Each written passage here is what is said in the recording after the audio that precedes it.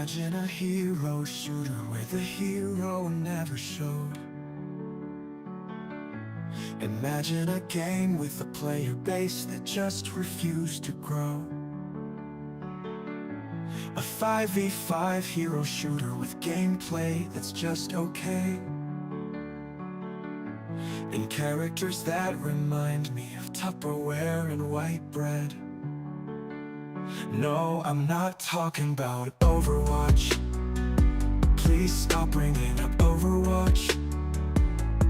This game is not Overwatch. It's actually something else.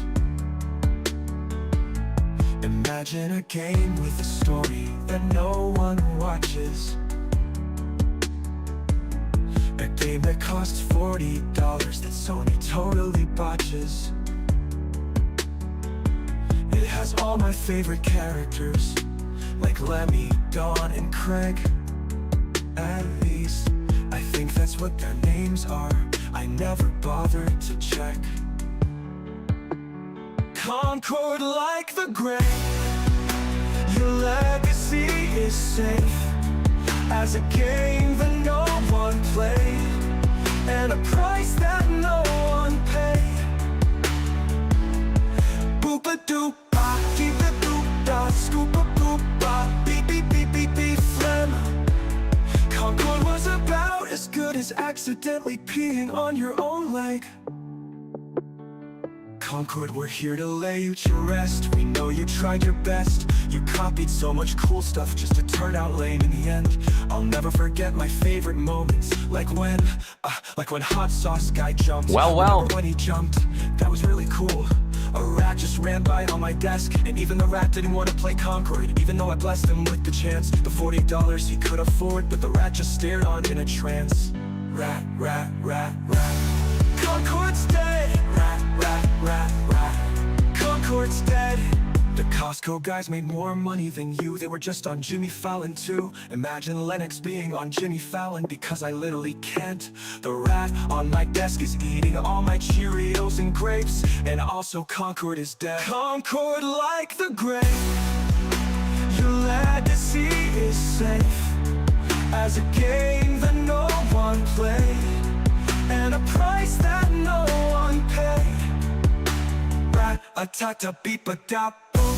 Skim, milk, the rat fleet, doo-da, doo-da. A guy said he really liked it, and then a bunch of rats ate his face. That's the sound he made when Concord passed away. I wish things turned out different, but either way I'm getting paid. Concord's dead, Concord's dead, and boy is my face red. When the game came out, everybody overslept. Concord's dead, Concord's dead. Holy crap, Lois, Concord's dead. When the game out, people played everything else instead.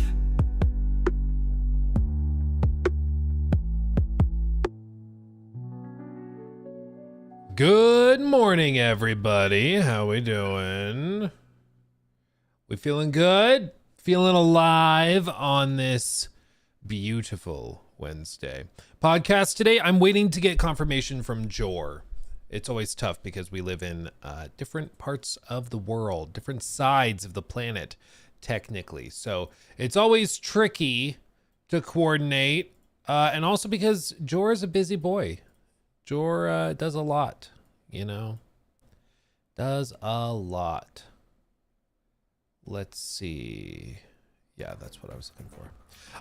But we have some interesting things, I think, to go through today. That should be fun. Won't be a crazy long stream, but should be good. Dragon Age Veilguard is up on PS Plus for March. Yeah. Sure are.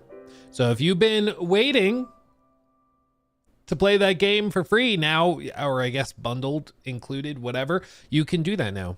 You sure can. Corbin, thank you for the 5. I just finished one of my 2 major exams today. Can I get a prayer from Todd? Tell me through these pressing times. Well, this is the thing with Todd, is that he kind of does what Todd wishes, but we can light a candle to summon him. and maybe, you know, through the expanse, he will be notified, and he will say a little prayer for you from Bethesda headquarters. So yeah, we can do that. We can do that, at least try to get his attention. Nothing Burger Phil, thank you for the sub with Prime, my friend. Thank you. And also Sith Metalord, thank you also for the sub over on Twitch. Thank you, guys. Todd be praised. Todd be praised, indeed. May Todd be with you, and also with you. Yeah, Witcher behind the scenes thing. Yeah, you better believe I want to see that. You better believe I want to see that. And Crowby Cat also put out a new video today too. So that was not on my bingo card, but he did, and it's about Jeff Keighley. So buckle up, buckaroo. Buckle up. Did you play Silent Hill 2 remake, and if so, what are your thoughts? Yeah, no, I think like everybody else, it's a very, very good remake. And coming from Team Bloober was also kind of surprising, because historically they've done like okay or pretty good stuff, but never have they broken past like to really good or great. But yeah. Very good. Witcher, bite size. Thank you for being here, my friend. Witcher, we should be talking about Wizarder. Dude, when Witcher 4 comes out, maybe in The Witcher 3. Hold on, I'm going to Google this. Has anybody like modded in Cobra into like Geralt's place?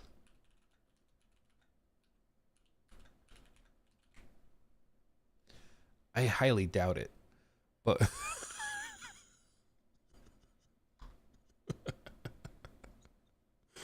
oh, well, we need it. We need it.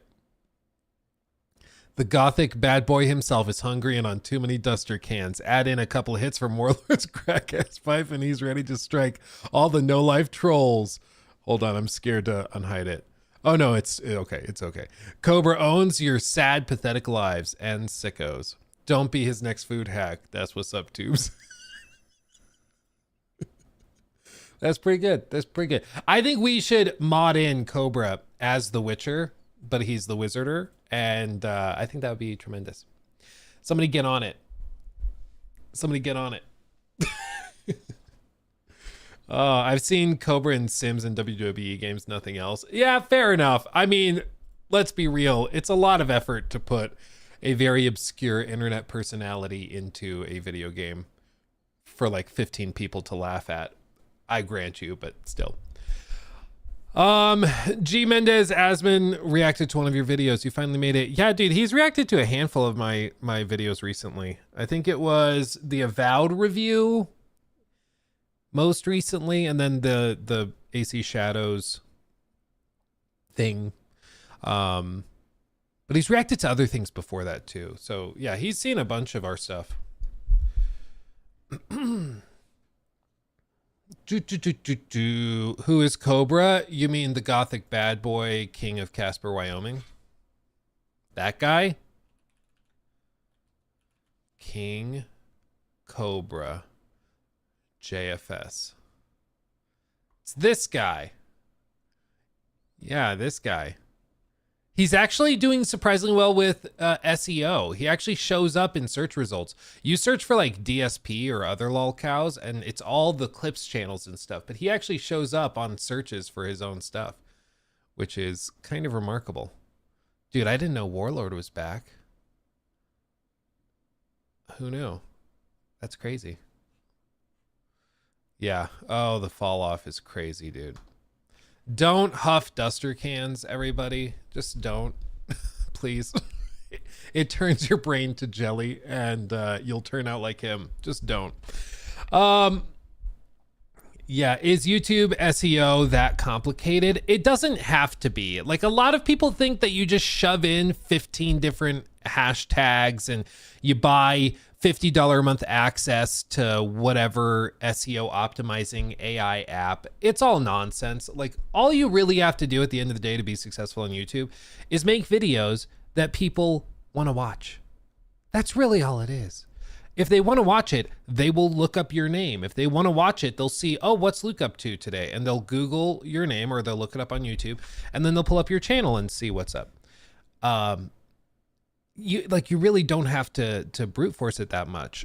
It's not 2012 anymore. You know, in 2012, you just put a thumbnail of like a couple of boobs on screen, and then it's like, okay, your video's viral. Congratulations. Nowadays, that's just not a thing. I mean, and maybe in some corners of YouTube, that's a thing for like 12-year-olds watching your video. But in core YouTube, that's just not what it is anymore. People have asked also why we break up our channels across 3 things. Like, we have the main like big channel for bigger videos that are more sorted and carefully edited. And then we have the live channel where we do streams, of course, and stream clips and highlights. And then I have a 3rd channel, Luke Stevens Clips, for even smaller stuff. People are like, why do you do that? Why not just put it all in one channel? Well, for one, the audiences are different. People who like streams may not like the really little stuff, or they may not like the more edited stuff. So you give a dedicated channel to each niche. But also when you do that, you're kind of tricking YouTube into viewing you as a topic, you know, which is why people will get recommended those clips videos. Even if you've never subscribed to the clips channel, or if you only ever watch the main channel, like you'll still get recommended stuff from the streams or clips because YouTube views like Luke Stevens gaming as a topic, and then it recommends videos based off of that. So it's just, there's a couple of ways that you can sort of play it a little bit, but at the end of the day, for optimizing and SEO and stuff on YouTube, it's just about finding topics that the algorithm is feeding to people and then riding those waves, you know, and then also trying to simultaneously become your own topic. So when people express interest in you as a creator, they just get fed all of your stuff. And that's what you see with somebody like Asman, where Asman is getting 2 million views on a stream clip. Like, that's insane. I don't know if you guys truly grasp how crazy that is. People will spend months working on a single YouTube video. But once you've built yourself up into this topic on YouTube, and people are just interested in hearing your thoughts, like you can do millions of views on something that you just were doing on stream that one of your editors clipped. Like, it's crazy. We talking about Monster Hunter Wilds today. I can't stream it yet, so we don't have the ability to really do that. Yeah, to be clear, it's not just true of Asman, it's true of other streamers, whether it's like Moist Critical, you know, he gets ridiculous views on all of his stuff, or, you know, there's a handful of other big streamers that do it, but yeah. He cannibalizes views. You mean Asman? In my experience, not really. Like, actually, since he reacted to our AC Shadows video, I think we've done another like 90,000 views on it. So from my perspective, even though his video has done 700, 800, whatever thousand views reacting to my video, again, going back to the idea of becoming a topic, all YouTube really sees is that, oh, Luke Stevens on AC Shadows is a topic. And so it's promoting my stuff. It promotes my stuff to his audience and vice versa. So it's just about like getting views paired with topics. Like, that's really all YouTube is at the end of the day. Goddamn, these trolls stealing your videos. That's most definitely not what's up. No, like my policy's always been, if you want to react to my stuff, go for it, please. Like, I'm flattered you think my video is worth watching. You know, I'm just amazed that people watch at all. So yeah, do whatever you're gonna do. What video was it? He's looked at a handful of my videos, but I think like I said earlier, I think it was the Avowed review he watched, and then the AC Shadows thing. React content normally only cannibalizes when audiences already overlapped. Go to, did I read? I didn't, by a significant amount. Yeah, I do think there is the potential for cannibalization. It's why we don't watch unless, Like I won't watch clips from smaller creators or videos from smaller creators until it's been long enough that I'm confident that their core views have already been garnered, and then we can just potentially, you know, throw in some new exposure.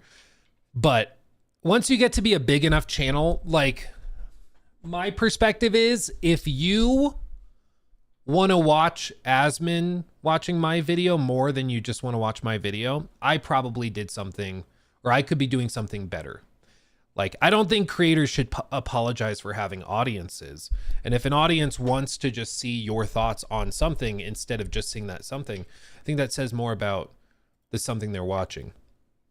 And for me, in my experience, it doesn't actually affect my videos or channel's performance. It's not like, oh, Asmin viewed my video, it's dead now. I'm sure that's true for some types of videos, but for me, that's just never really been the case.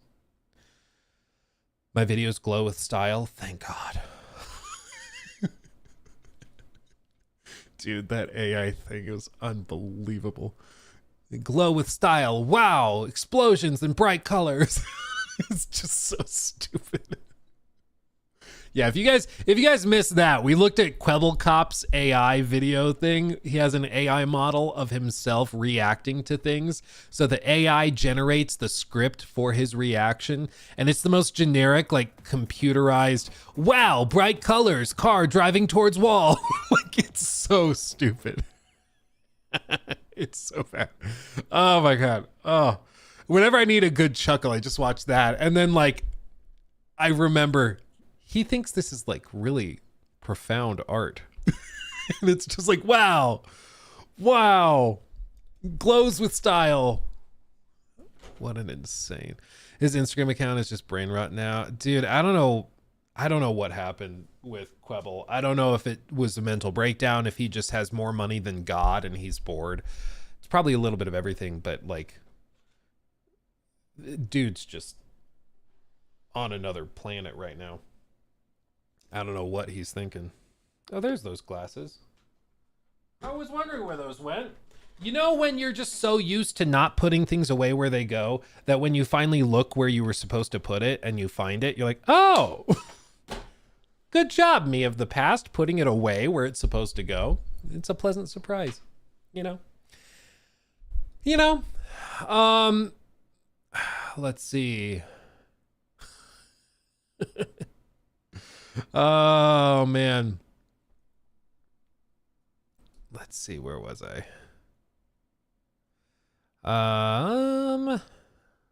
What a time to be alive. Indeed, dude. Indeed.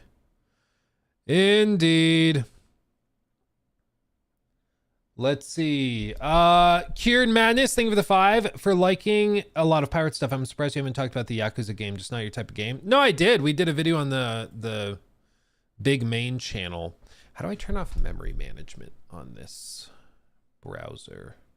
Because it keeps trying to put my tabs to sleep while I'm using them. And I remember turning on something that's like specifically for memory management.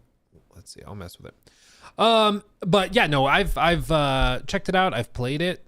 It's I haven't finished it yet, but yeah, I love me some Pirate Yakuza. It's just outrageous and stupid and silly and fun. Like it's exactly what you would expect it to be if you know Yakuza. You know Yakuza, there's no surprises there. It's just insane. Like you'll just be hanging out watching a cutscene. There it is. There's the tab.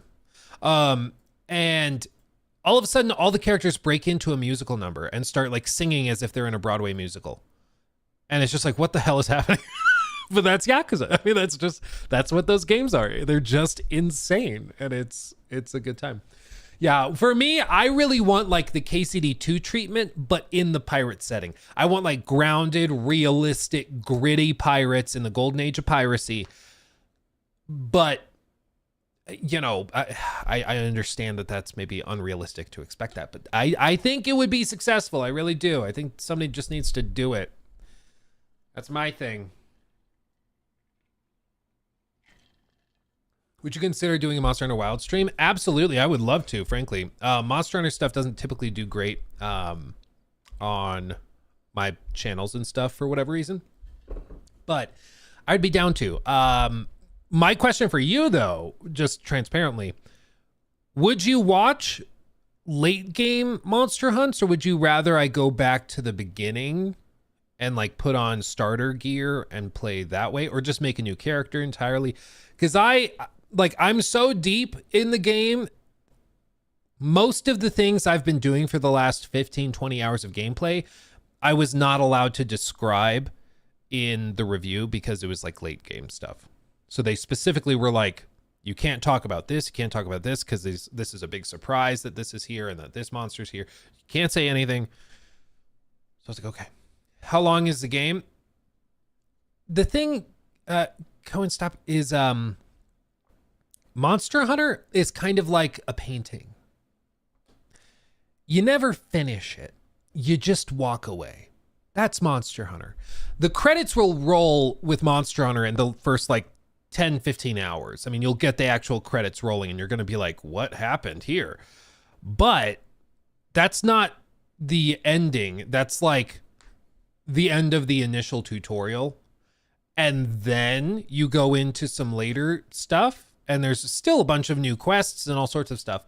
But Monster Hunter at the end of the day is about the end game. That's what you're working towards, is for the hunts that you run into at like hour 50, hour 60. And that's when the game like actually starts, which is why I was kind of frustrated. We couldn't really talk about the end game, because like if you know Monster Hunter, you know that the end game is Monster Hunter. Like that's what those games are. It's all about the end game and grinding for those like gems and grinding for the very specific thing you need for this whole crafting tree to open up. Like that's what it's really about. And we just weren't allowed to discuss a lot of that. I still stand by and insist what I said in the review. And surprisingly, it seems like a lot of other people have agreed. The game is significantly easier than I remember World or Rise being. My buddy, he was like, maybe you're just better at the game now and you're better at these types of games, so that's why it felt easier. And that is a strong possibility, but there's a lot of other reviewers and content creators that specifically said, yeah, it's a good bit easier than previous games, which is fine. Like that, it's fine. It's not the end of the world. I still had a good time, but just to put it in perspective, you're typically on most hunts allowed 3 feints. So you get downed by the monster basically 3 times, and then the quest is over, or you have like a time limit, usually between 30 and 50 minutes. In my like 78 or something, whatever it was at review time, hours with the game, I did not fail a quest once. So I never got downed 3 times. I never was close to running out of time on hunts. Like it just, and with World and with Rise, there were regular times where I would fail quests and where I'd run into trouble. So it's just a lot easier, in my opinion. Do they still have investigations? Yes. I think I mentioned that in the review. Yeah, I do think, and this is part of the other thing with Monster Hunter Wilds, and then we can move into the Witcher 4 stuff. It's in many ways a living, like, live service game. It's a game that is constantly getting like new events. It's getting new activities, new hunts. They'll do crossovers. World did a Witcher crossover where like straight up you could fight a Leshen. It was crazy, but they do that type of thing all the time. And so they'll constantly be introducing new stuff that's going to offer some challenge and more difficulty. But all we can talk about is the stuff we played. And for us, it was very minimal. Does it have wizardry? Can you imagine if they had like, look, here's a chi ball. Oh, it turned green. That was cool. Dude, my favorite, this is beside the point though, I just have to say it. Bite size. I want to hear your favorite Cobra moment of all time. But for me, I think my favorite Cobra moment of all time was when he he got the letter from the White House thanking him for helping defeat ISIS. And he like totally thought it was real because he's like, yeah, I heard him at a press conference screaming praise Cobra's magic. That to me is one of the most genuine and hilarious moments in the history of the Cobraverse. It's amazing. Metallica Van, thank you for the membership, my friend. Cured Madness, thank you for the 5. Your first Monster Hunter will always be the hardest. You are just better at it now that you know how it works. I do think that that's a part of it is I was playing with weapons I was familiar with, and I know kind of how the games work. And the other piece is I'm like hyper obsessive with loadouts, with specifically creating loadouts for specific hunts. So if I'm hunting this endgame monster that is specifically weak to this type of elemental damage, and maybe it tends to break a lot and have a lot of wounds open up. Maybe I'm going to go with like a high crit build, specifically targeting weak points, and then I get that elemental weapon and I do all this stuff. Like, that's how I typically play them. And it works great. It works great. But it seems like there's a lot of people out there that don't play that way, that just kind of float through the game and just pick one armor set and then run with it, and that's it. They're making the game way harder than it has to be, but you can be better at a better hunter, sure, but the games are objectively getting easier. Well, and that's the difference. Schwank, which is a great name, by the way. It's sometimes it's hard to figure out what is being streamlined and what's being oversimplified, you know? Because I think there's a meaningful difference that's important to acknowledge, because streamlining is just like, I'll just, use this, like back old school Monster Hunter games, you had to go find and collect whetstones, and then you could use those to then sharpen your weapons. So just to sharpen your weapon included like the step of finding the whetstone and then sharpening and then continuing on. And then in later games, they just cut out that first part and just gave you a whetstone. You just have it in your inventory. And some people would say that would be like dumbing it down and making it too easy. But I would say that's more streamlining. They're taking a step that wasn't really fun, but they're just taking a step out and then giving you one thing to do instead, that's maybe more engaging and more involved.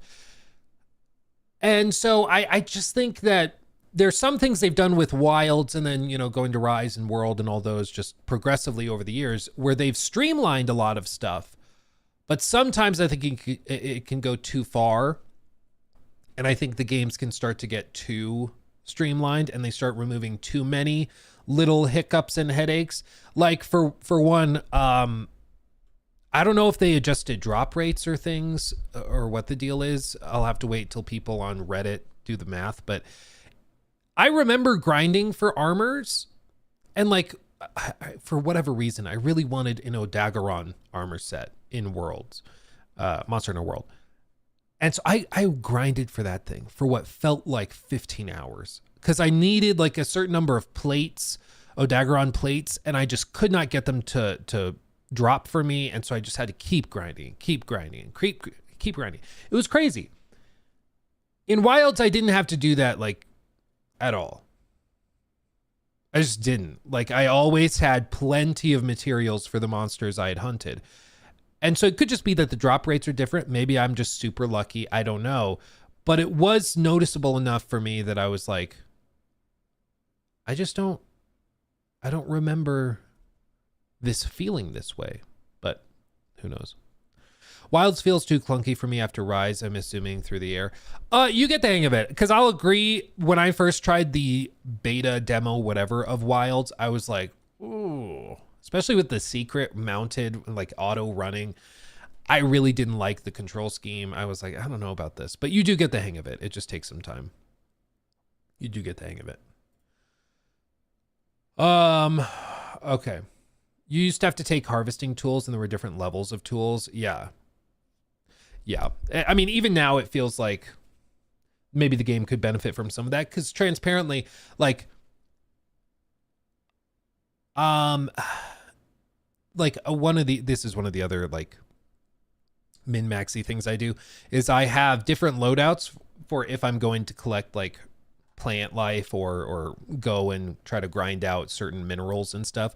So what you do is you have a loadout that has the, like, I think it's called herbalist skills, and you max that out with that armor set and with those perks and gems or whatever else you have to put on it to give yourself those boosts to collecting things. And then you also have one for mining, and I think it's the geology skill. And so you just have different loadouts for when you're going to go grind each individual thing. And because of how the camps work now with pop-up camps, you just ride around the map and then you're like, oh, time to hunt now. Swap out of your geology like outfit and then go into your regular fighting loadout and then ride around and hunt monsters from there. And then once they've respawned, you swap back to the geology skill-based loadout, and then you just keep doing that. So there's a way to make it way easier on yourself, I think. No housing made me feel sad. I mean, personally, I prefer the hub of World more than I like what they're doing in Wilds, where it's like a bunch of little camps everywhere. That's just me. I understand some people might prefer this new Wilds thing, and my desire for it to be more like World might just be because World was like my first, and so that's just what I like because it's familiar to me. But I would agree, I kind of prefer the way that the hub worked in World.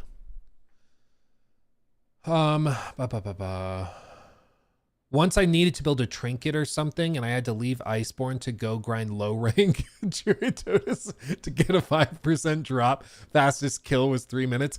Dude, that is one of the fun things to do once you've reached endgame, is you go all the way back to the first monster and you remember, like I remember going back in World to the Great Jagras, like one of the first monsters, if not the first you hunt, and killing it in like less than 3 minutes. And it's just like, it feels so dirty, but it's fun because you're like, wow, I've grown. I've become more powerful. That's great.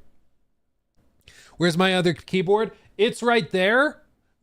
So the reason I have two keyboards is because we have two PCs, a streaming PC and a gaming PC. It was actually something we needed to start using when we were playing Starfield, because Starfield would crash my entire computer regularly. So we needed to have a second streaming PC. So when that would happen, our recordings and streams and stuff wouldn't just die with it.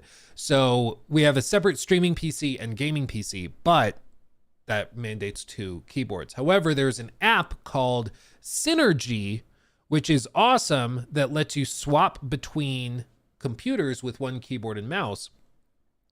But it broke when I did an update a handful of weeks ago.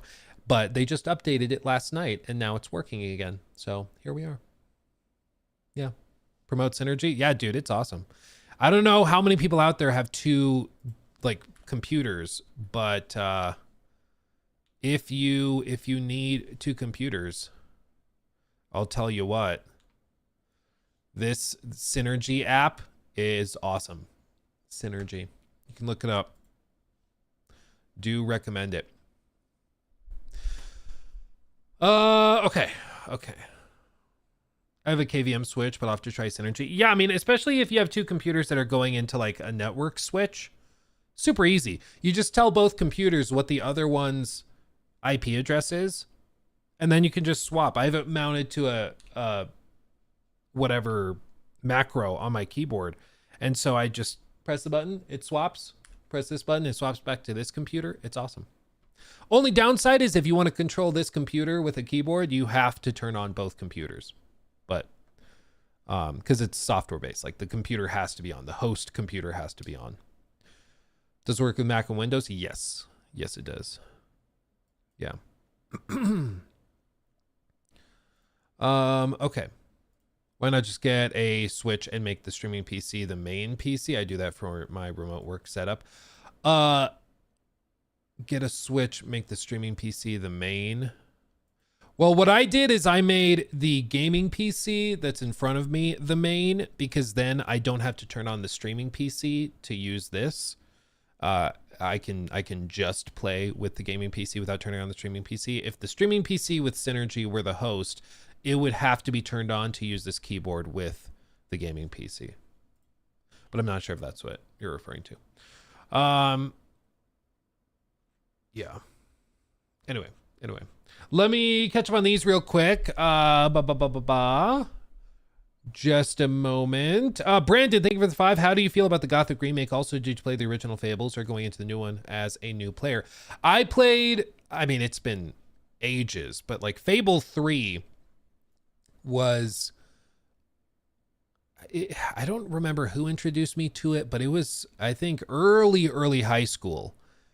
I got introduced to it and I played through the whole thing and I thought it was so cool. I think it's at the end where you get to make all those like decrees on and rulings that are good or evil on how you control the city and what you do. I thought that was brilliant. I thought it was so cool and I loved that. So I love Fable for that kind of consequence and the ability to make those big decisions. But I remember it being really button mashy. I remember it being kind of boring as you fight through like waves and waves and waves and waves of the same enemies over and over again.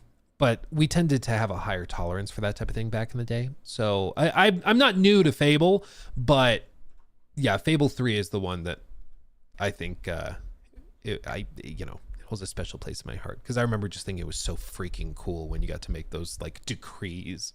Thought it was like, oh, I'm like a king. Like a king. As for the Gothic remake, I don't really have a lot to say about that. I'm just not too familiar with it. I hope they actually do a good job, but I've been burned by remakes and remasters before. Metallica fan, thank you for the membership, by the way. Cured Madness, thank you for the 5. Your first Monster Hunter will always be the hardest. You're just better at it now. Oh, I did read this one. And yeah, I think to a certain extent, you're right. The learning curve is steep. And I think what they're trying this time around is to streamline that so that it's not just overwhelming, which I can appreciate for new players. But I also think that in the process of doing that, they've also, I think, over-ironed some stuff. Because again, I think the game is just significantly easier than I was thinking it would be, which was a bummer.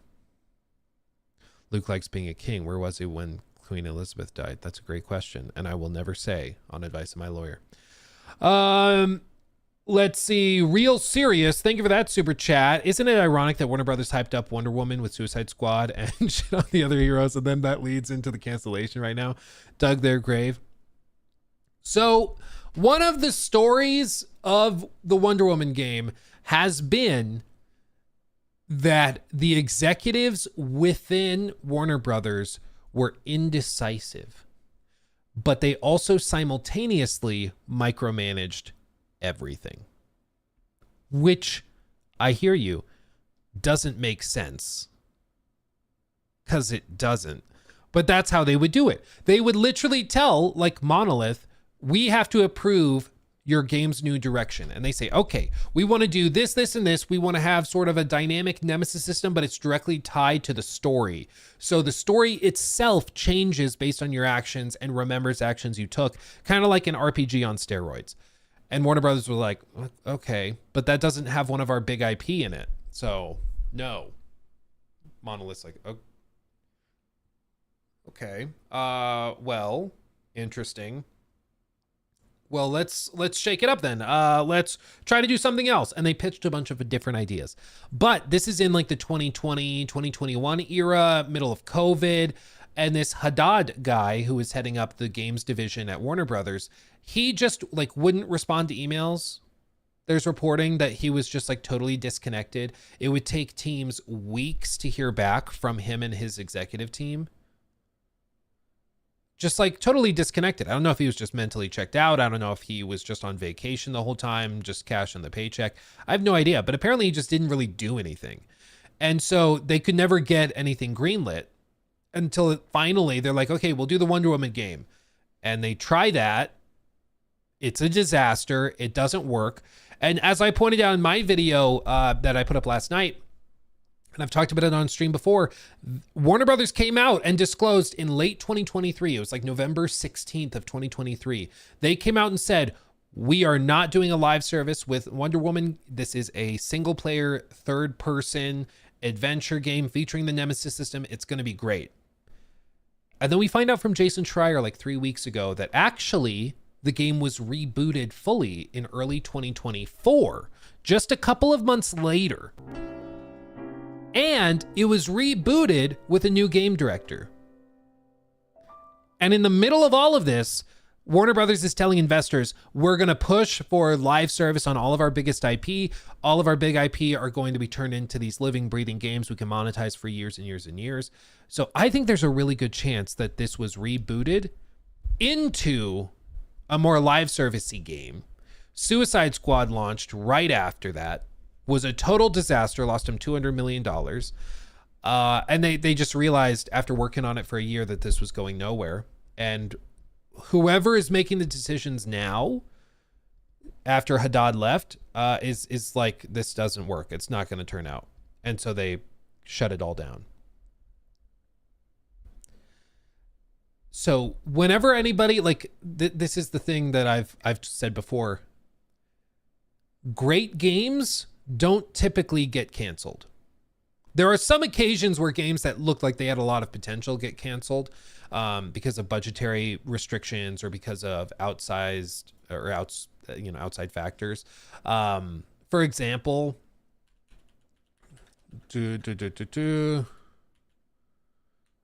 where is it?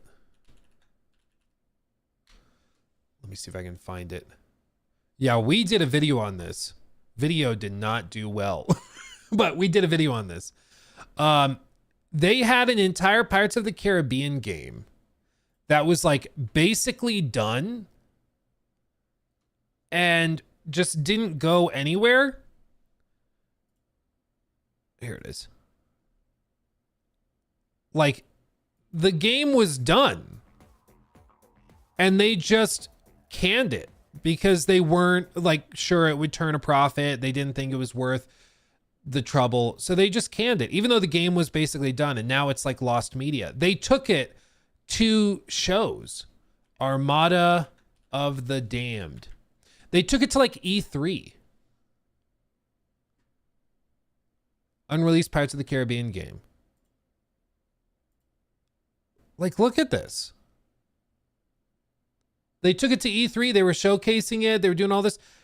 And it got canned like months before it was supposed to release. I think like 9 or 10 months before it was supposed to be released. They just shut it down. It's crazy. When was this? This was, I believe, 2010, 2011, something like that. But, you know, so there's occasions where games that had potential, you know, for their time at least, get canned because like some executive somewhere just didn't think it stood a chance, or maybe they thought that the licensing was going to be a problem and so it's just cheaper to cancel it. There's some stuff like that happens, but typically when a game gets canceled, it's because it wasn't going to work and they weren't going to make money on it. And so with the Wonder Woman game, especially some of the stuff we know that's going on elsewhere in Warner Brothers, I'm like, the odds are it would have sucked ass. Like, I'm sorry. The game's been in development hell for 7 years. Their last game was so over monetized. It was one of the biggest scandals of the entire year.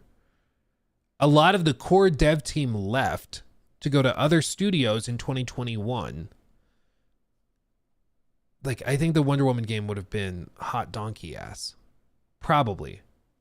And I think that the fact that all the people that made Shadow of Mordor, Shadow of War, all those people left when Warner Brothers shut down their previous project and said, no, you have to do this Wonder Woman game. They left. That should tell you they were not happy with the direction they were going. If they thought this new Wonder Woman idea was so good, was going to turn out great, they would have stayed and worked on it. You know, like, it still sucks that a lot of talented people lost their jobs. And a lot of people that didn't do anything wrong other than just working on the game they were told to work on. Those people lost their jobs. And I mean, you can even see in this like old video from 7 years ago where Linus toured Monolith. You can see like the offices at Monolith, and all of this has been shut down. But they had spent 7 years and didn't put out a project and it was still looking like Wonder Woman was another 3 years away, 2-3 years away. The verbiage was always, it's still a few years out. If it's 2 years, you'll say a couple. If it's 1 year, you say a year out. A few years is 3 or more, at least. I mean, it was just a mismanaged, colossal waste of talent. But that's kind of just the story of Warner Brothers, is they just are so skilled at wasting so much money and so many talented people's work. It's really fascinating to look at. Because again, it's like, give any other company amazing IP like Lord of the Rings, Game of Thrones, Batman, DC in general. Like, you have amazing IP at your disposal, and you can't figure out how to do anything with it for a decade. Not to mention the Nemesis system and all of that. It's just an amazing waste. But that's been the story of Warner Brothers, is they just don't know what the hell they're doing. And it's another important thing to remember is a lot of these games are not just about, or a lot of these studios, it's not just about the Laura Bailey. It's not just about having a cool idea or the money and time to make a game. It's about retaining and preserving talent. Once the talent starts to bail, it's not the same studio. It's just a building, you know? What makes a studio are the people inside. It's why when people are like, ooh, Rocksteady's doing a new Batman single player game, I'm like, okay, but it's not the same Rocksteady that you're thinking of. It's not the same guys that did Arkham City. It's not. Those people are long gone. Maybe it ends up being pretty good, but it won't be pretty good because it's Rocksteady. It'll be pretty good because it was kind of a surprising, successful thing from a team of people that are like fresh to it, you know? So it's an amazing, amazing story of how you squander one of the most innovative gameplay systems in recent gaming history, how you have an amazingly accomplished studio that made Fear, that made the Shadow games, Middle-earth Shadow games, and you just spend close to a decade doing almost nothing because of mismanagement at the top. They wanted to make other games. They had other games they were working on, but they got shut down because people within the executive suite at Warner Brothers said, no, but it doesn't have Wonder Woman in it. Nobody will buy a game if it doesn't have like a big recognizable character in it. Even if it's a cool idea. No. Shut it down. So to be clear, all of this stuff, at the end of the day, it's still Warner Brothers executives' fault. And that's what sucks, is that somebody like Haddad, the guy that seemingly is responsible for all of this going sour, he gets to ride off into the sunset. He just like leaves the company, takes his stock options and everything with him, takes his millions with him. But all these people, they just lose their jobs. They lose their jobs, get fired, they have to move somewhere else. They have no idea what they're going to do next. Not because they did anything wrong, but because executives didn't know what the hell they were doing. It's just such a waste. Such a waste. But who knows? Maybe we'll be surprised and like we'll find out that Krafton or Microsoft or somebody's going to swoop in and buy out the studio if they think they have some valuable assets and stuff. The problem is the most valuable asset I think Monolith had was the Nemesis system, and that patent was filed by Warner Brothers, so it doesn't go with them. So even if like Microsoft were to buy out Monolith, they wouldn't be getting access to the Nemesis system. How long is the patent? It's through 2036. At least. They can file for like extensions is my understanding, but the odds of that actually going through are pretty low just because of how it tends to work. But yeah, here you go. Nemesis characters, forts, social vendettas, and followers in computer games. Very large patent name, filed and assigned to Warner Brothers Entertainment Incorporated. It was initially filed in 2016. and it is valid through August 11th, 2036. Wah, wah. Can't just rename it. No, the point of a patent is you're not just patenting the name of something. That's a trademark, I think, is what you're thinking of. A patent specifically like claims the rights to a system, a process, an engineering design.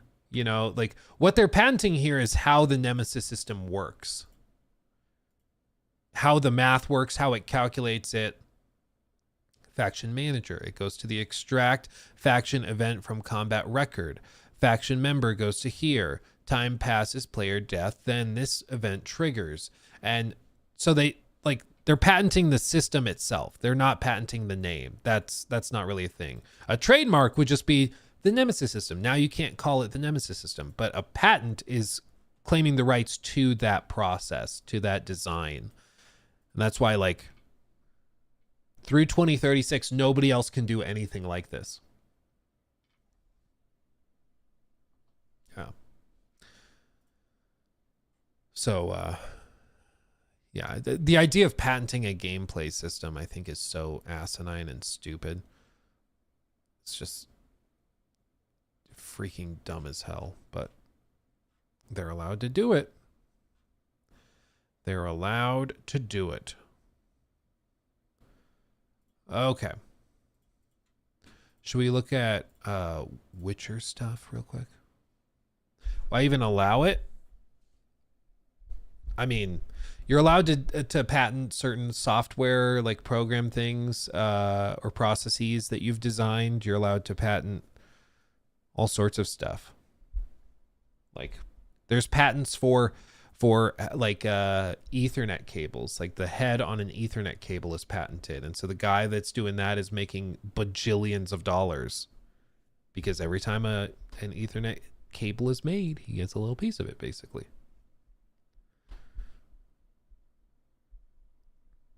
Yeah. Could they not rent out the patent? They can. So what you can do is you can like sign a deal to license the use of something you've patented.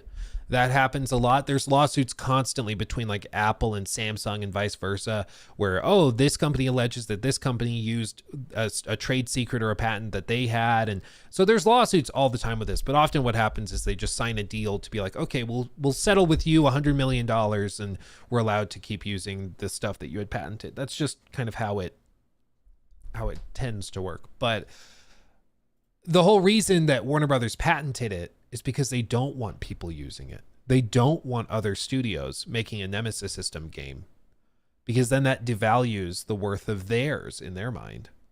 They're like, part of what makes the Middle-earth games so good is that you can't get that Nemesis system anywhere else. If it went fully open and everybody were able to use it, you'd get a Ubisoft, like Assassin's Creed spin-off Nemesis system game. You'd get this, you'd get that. Like, it would be all over the place. I would think Fallout would use it immediately, you know, where I think that just makes sense.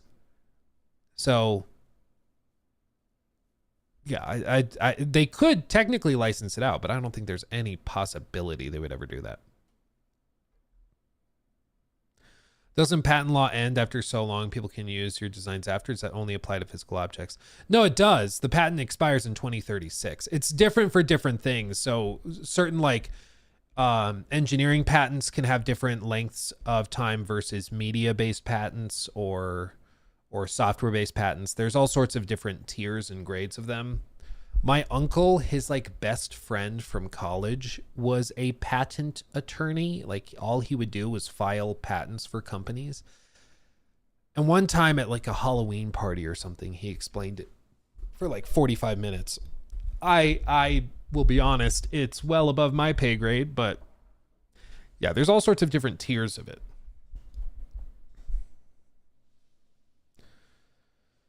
Yeah, would love a Mandalorian game where the Nemesis system, where bounty targets use it, enemy gets captured one way, jailbreaks, comes back. See, yeah, exactly. There's so many interesting things you could do with it. That just makes so much sense. But I thought it like the original idea for it was to be used in a Batman game that leaked last year at some point, late last year. And it was just, the idea was you have a Batman game where Batman goes around Gotham City, he beats people up, and then the thugs that he beats up remember getting beat up by Batman. And then all of these other things that start to spill over, like, oh, this guy got promoted within Penguin's crime syndicate and now he's a level up. It could have been really, really cool. And each faction would be tied to a different supervillain, but these guys can climb the ranks within those factions. It's a really cool idea, and eventually they reworked it into Middle-earth Shadow of Mordor, but there's so many potential applications for it. It's just such a waste. Are they international? Yeah, a lot of treaties between countries specifically say like that you're going to help enforce like IP protections and stuff. It's why there's been so much drama between the US and China for the last like 20, 30 years, is that everybody kind of plays by the same rule. You're not allowed to make like a straight ripoff of the iPhone and sell it while saying it's like totally an iPhone. You just don't get to do that. But a lot of like Chinese companies don't tend to care and they'll do it anyways, you know?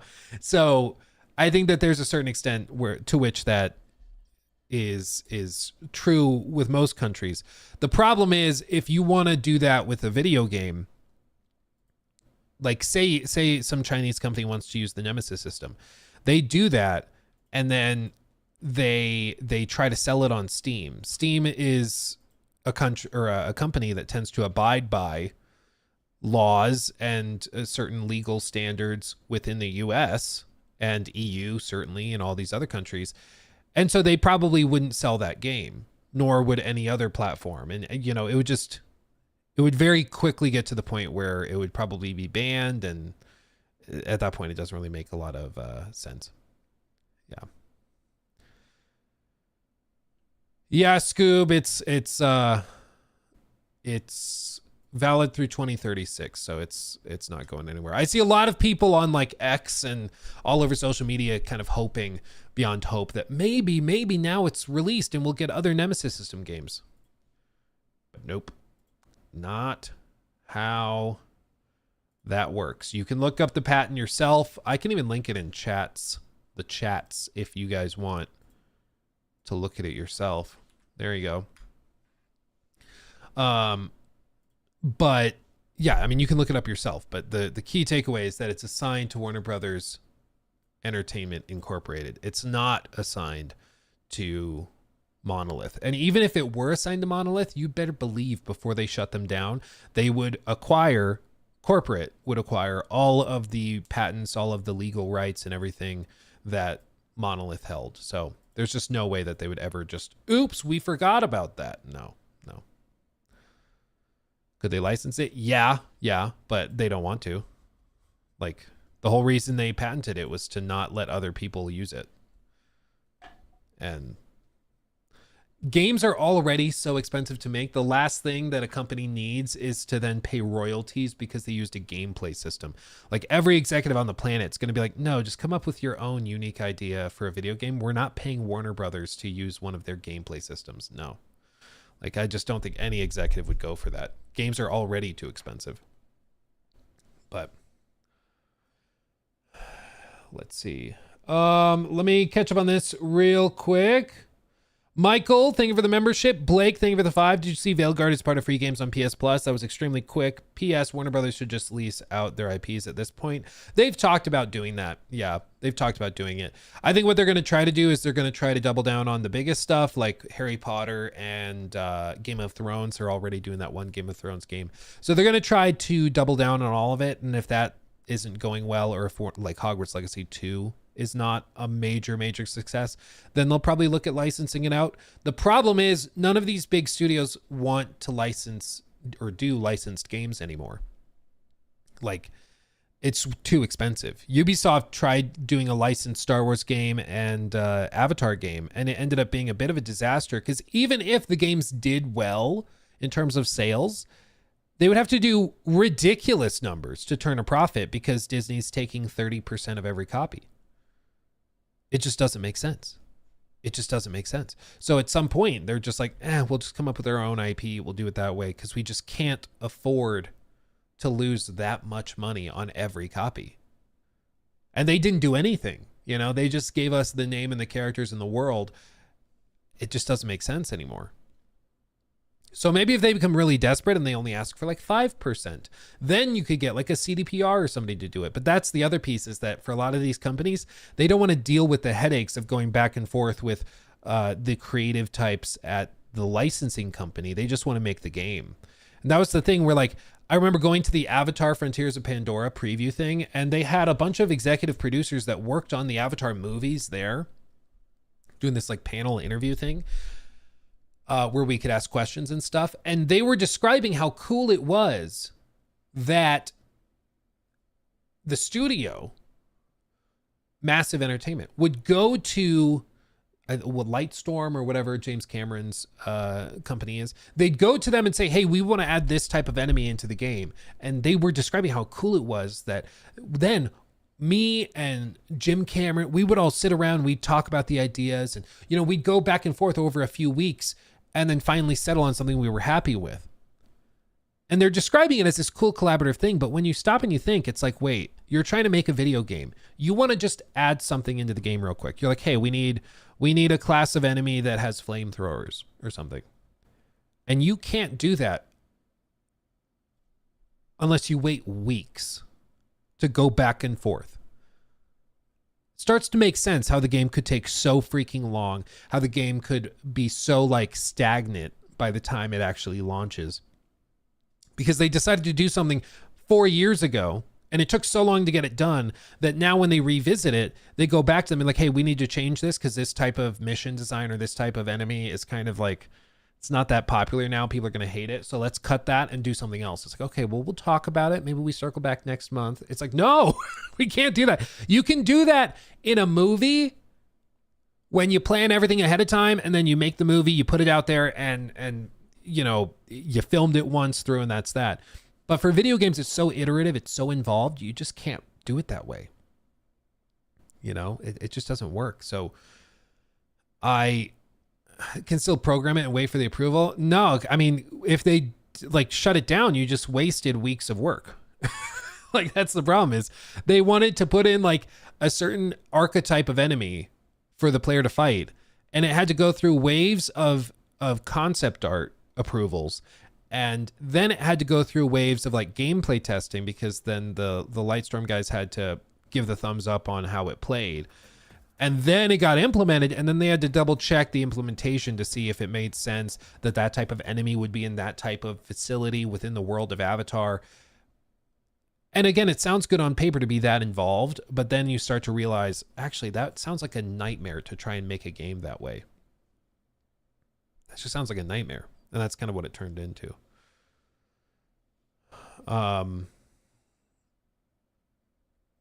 Yeah. Where was I? Okay. Munmeet, thank you for that one. Just saw a snippet of AC Shadows Noway's gameplay on AC X page. What are your views on it? Love your content, by the way.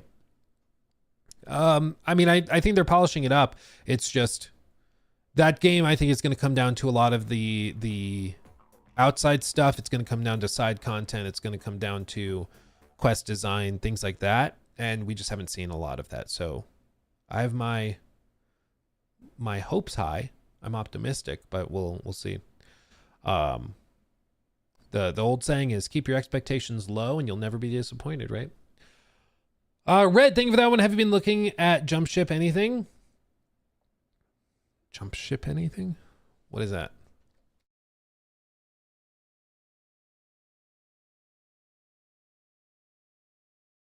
Oh, that game. Oh, okay. Yeah. Jump Ship, mission-based co-op FPS for up to 4 players. It's kind of like Helldivers adjacent. I haven't really dug into it. I remember seeing the video pop up on my feed, but I haven't really looked at it much. Yeah. I'll have to dig into it. I have it open in another tab, so I'll look at that after stream. Neelax, thank you for that. Hey Luke, do you know exactly what about the Nemesis system is patented? How close could another studio get to copying it without infringing? I mean, I'm not a patent attorney. I did link the patent in chat, so you can look at it and look it up yourself to see the scope of it. What I would just say is what they do, like what patent attorneys are hired to do, is to try and lock down as much as possible within the patent. So if anything even slightly starts to resemble a Nemesis system, they're going to file a lawsuit and try to lock it down. You remember, you might not have played it, but in Assassin's Creed Odyssey, there was a system for mercenaries that would chase you down and try to like hunt you down and find you. They wouldn't remember you, but it was a list of a ton of different mercenaries that all had their own unique types. There were discussions of that infringing on the patent. There were concerns that that was going to lead to a lawsuit. So, and that's like pretty far off from the Nemesis system. So I would just say they like, if you start to think, well, we can get close to it, even if you get close enough, but it's not a total infringement and you probably should get away with it, they're still going to sue your life away. Like they're still going to destroy you. And that's the problem is they, like a lot of these lawsuits, they're not even necessarily designed to win. They're designed to bleed you dry.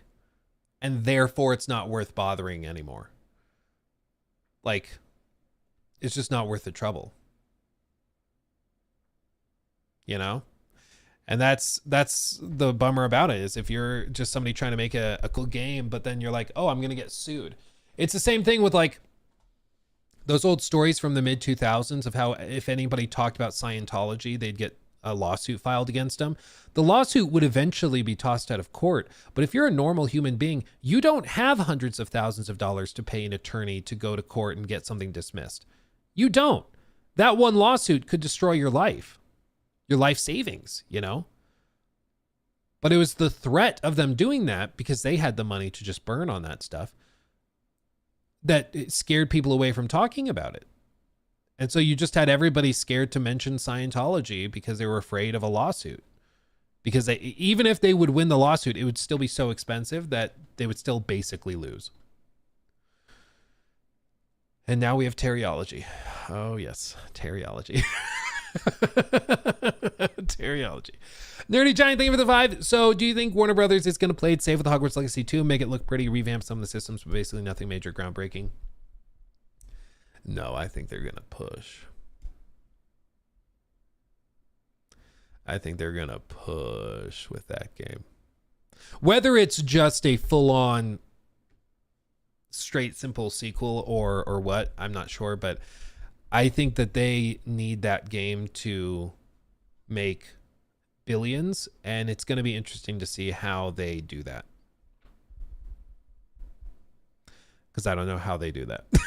Like, Hogwarts Legacy was a smash hit in part because it was offering something to people that they had never really gotten before, which was the chance to like explore Hogwarts as a student and explore the castle grounds and the surrounding areas. And that for a lot of people was just exciting. And just, I remember reading a Reddit post, I think we did it on stream, of somebody saying, dude, I will pay $60 or $70 to play Hogwarts Legacy, even if there's no video game, just because I want to explore the castle.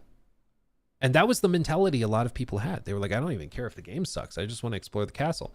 Because that was a dream, like, come true for them.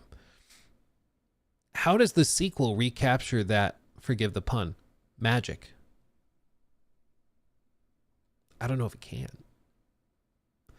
It'll still sell millions of copies, but is it selling 23 million copies in a year? I don't know, man. Like, I don't know. Yeah, Hogwarts Legacy was a massive success in spite of Warner Brothers. Yes, and my fear is that now that they realize the potential, quote unquote, potential of the IP and the game side of it.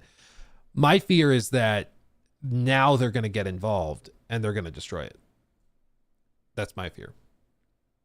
But time will tell. Time will tell.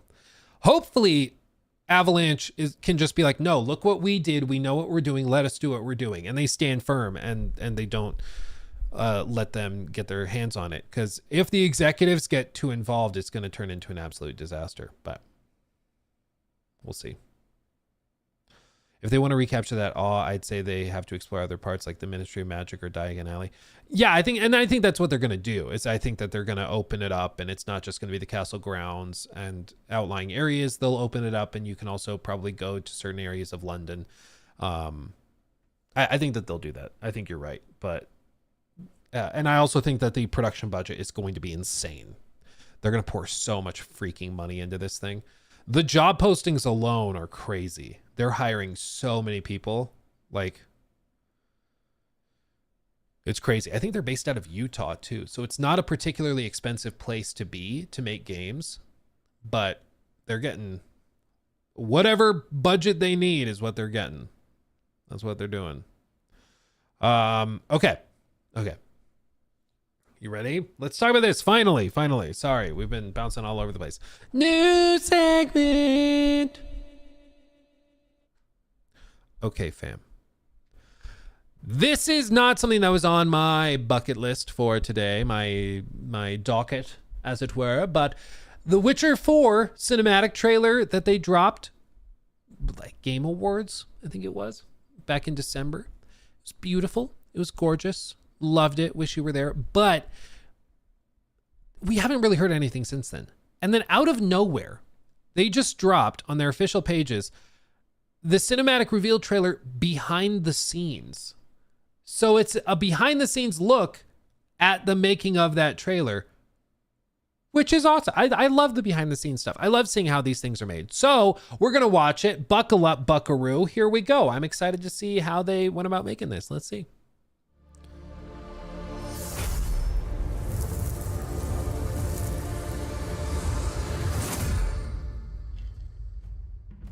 We felt that this is the moment to tell the story with Ciri. She's been through a lot. She has a strong moral compass, I would say, and she can use these emotions to act. Ciri is all about becoming the Witcher, and she is very determined to follow this path. It's not gameplay though. I mean, yeah, it's a cinematic trailer. No, nobody was saying it was gameplay. At the very first meeting with CDPR, I saw like how much you want to ground this story in the past, at the same time giving a start to a new saga. We were thinking in this story that Mione and Ciri are a little bit mirrors of each other. The traditions of Stromford essentially mean that Mione has to be sacrificed. That's her destiny, and she accepted that destiny. Ciri is known as someone who does. See, dude, I love that stuff. That, like, the passes showing them adding stuff and where it starts to where it ends up. I love this kind of thing. From the gray box to adding in the extra assets, building it out. Oh my God, I love seeing how this happens. Because everybody thinks that you just kind of end up with the final product, but no. A lot of the time, these things start super simple and bare, and then they develop into something really cool. But it's all about iteration. It's about that process of adding and changing and shifting things based on feedback, and then it ends up just stunning. Ciri is known as someone who does not accept destiny. She fights back at it. Ciri was exactly feeling what Mione could feel. Even just looking at her, hearing, her voice trembling when she goes, I shall be, the bringer of salvation. And you can hear that there is a duty in that. There is something you grew up with. There's something you should do, but like deep inside, you know that this is bad. So they have a very brief interaction in the woods when she says, like, save yourself, right? That this is something that your older sister would say, your friend, you're someone close to you. Just from this brief interaction, she can exactly know what she is. Should we try to, like, you're someone creep? close to you. Oh man, I love seeing these behind the scenes things. I love it so much. I don't know why, but it just gets me so interested in like the first passes, how they have things blocked, how they have things set up. Oh my God, I love it. It's just from these brief interactions, she can exactly know what she is feeling. And she's like, your life is more important than those stupid superstition that your village grew up with. One of the really important things was for the viewers to feel as Ciri would feel, so you could see how the story unfolds together with her and get the same emotional flow as she would get as she was trying to fix the issue of the village. The way she kills the monster, the way she reacts to the people killing Mayoni, it's different than what Geralt would do. She lives through these emotions, she's connected with herself. It's all we wanted. We're to go to the woods, to go to the god. We always try to walk around Slavic style and be coherent with Sapkowski's book. I believe the style for characters, faces, hairstyles, you can find this kind of faces somewhere in the villages there and there. That's why it's very important to see the range of possibilities in the whole Central Europe. Yeah, I love That's it. why it's Dude. very What's the important to text see say? the range of High cheekbones, straight or slightly upturned noses, deep-set, expressive eyes in shades of blue, green, or brown, and fair to olive skin. possibilities in the whole Central Europe. Just the ambiguity of the whole story itself, I think it also plays very much to the way Sapkowski was crafting his Witcher stories. And it's like, it's also very in our Eastern European mentality that like those shades of gray everywhere and not clear choices and the famous lesser evil. It was a huge project. From the beginning, from the story that we created with our director and with CDPR team, and then the huge mock-up session, it lasted for like 14 days. A lot of people were engaged, and I'm pretty sure that it wouldn't be this amazing if we hadn't had such an amazing crew. I think it's so cool that a trailer that's not that long can take 14 days to shoot. Isn't that crazy? Isn't that crazy? Like 14 days for a few minutes.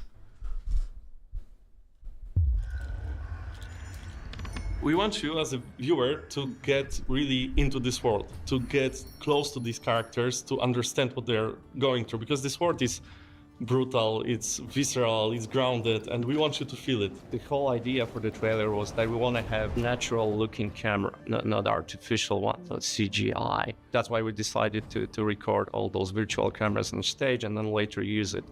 In a trailer, for example, when you see Ciri, when she enters the fog, you can see that she's confused, that she doesn't know where to look, that the camera is more aggressive with motion, and we wanted to express more of this confusion. We wanted to have this glimpse of truth in it.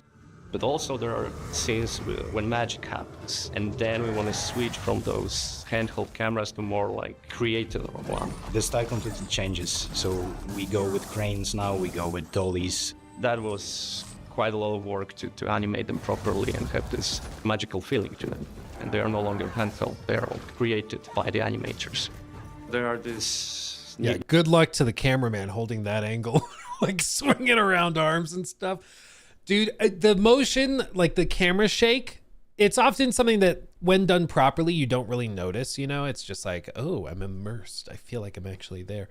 But then also sometimes it's like totally overdone. Do you guys, this is a deep cut. Do you guys remember the Jason Bourne movies?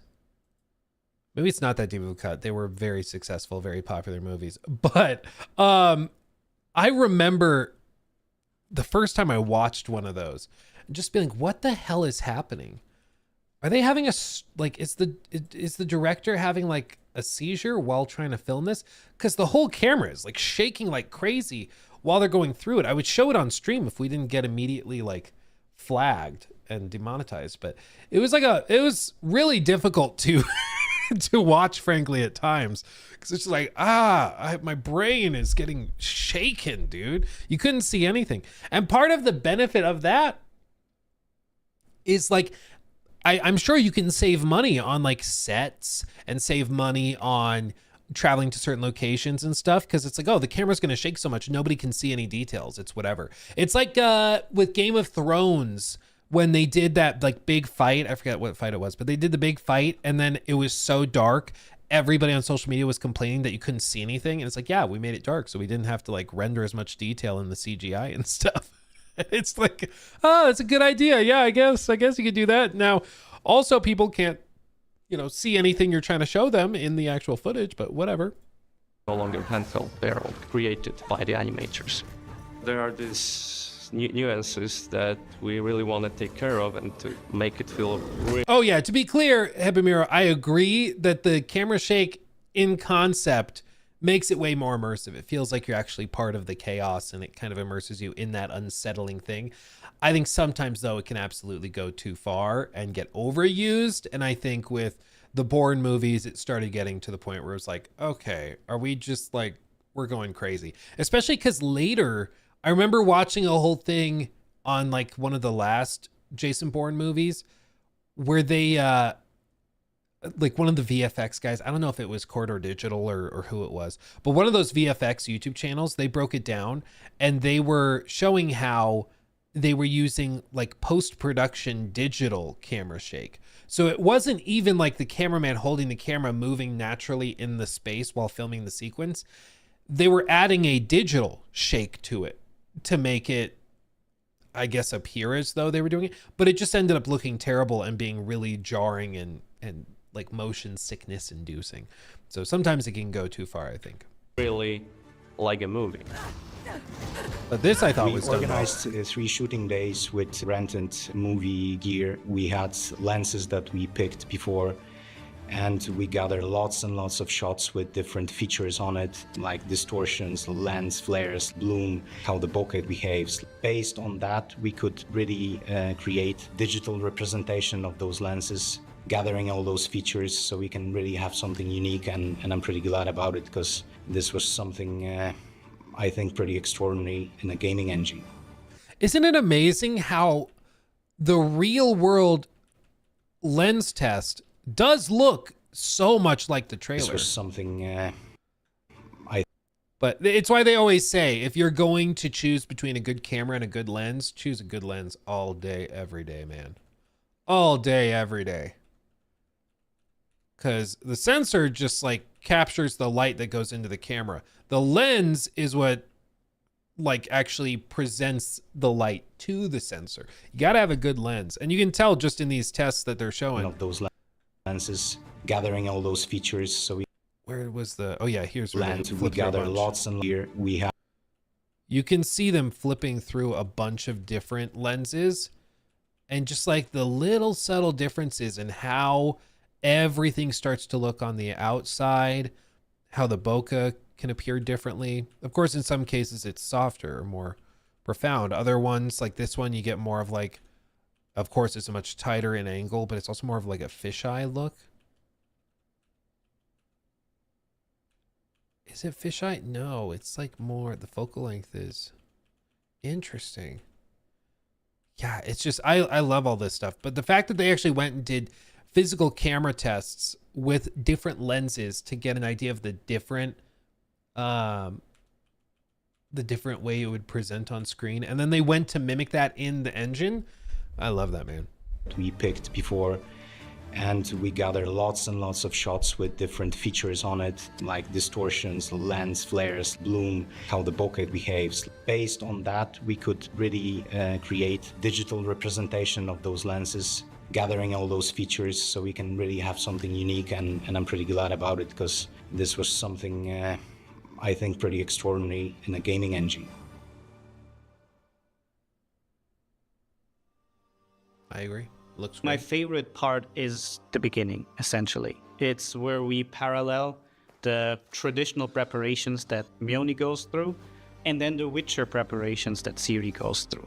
For the Mione, we had a more pleasure to eye color palette and a bit warmer.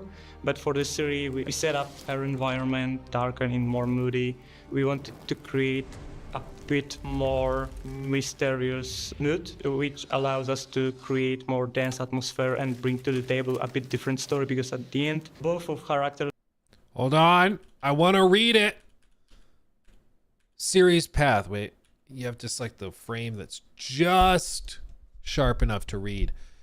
We divided the idea into two sections called paths. Each one has a unique language and allows us to shape the story. We'd like to set up the tone of the cinematic from character point of view. Our goal is to meet with game direction and cinematography approach. Okay. Mione's path.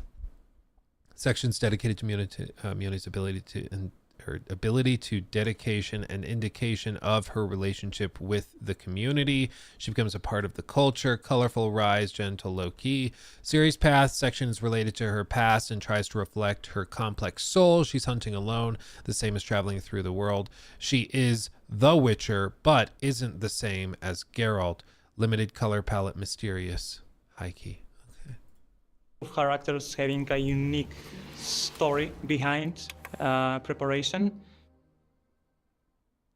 Ciri is watching Jivan saying goodbye to Mione, saying about destiny, saying that she was kind of born almost, meant to make it, right, kind of save them. It was really important for us to actually write this monologue in a way that Geralt could have said that about Ciri as well. Dearest daughter, I've watched ye grow from a devilishly curious child into a remarkable young lass with much grace, wisdom, and kindness.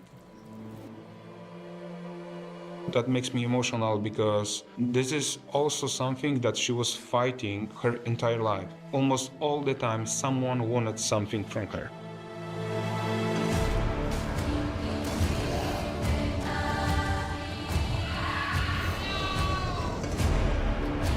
Also, sorry to interject with this, but can you just, I can't wait for the soundtrack. Imagine another Witcher soundtrack. Witcher 3 soundtrack is already goated. Imagine we get another one, dude. Even crazier.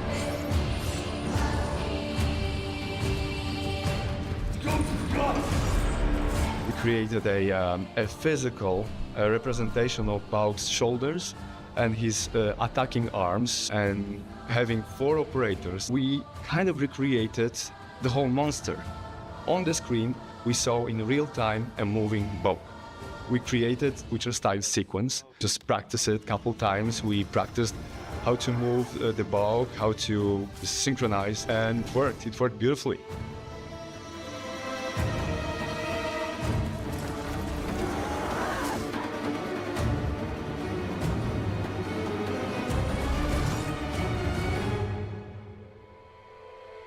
When it comes to cooperation, you know, like from the animation perspective, we did start with animation guideline for the Balk. I've known Balk for a while, and I kind of found a way to divide him into 3 specific parts. So when it comes to the head, for us, it's kind of like a goblin head on a neck of a snake.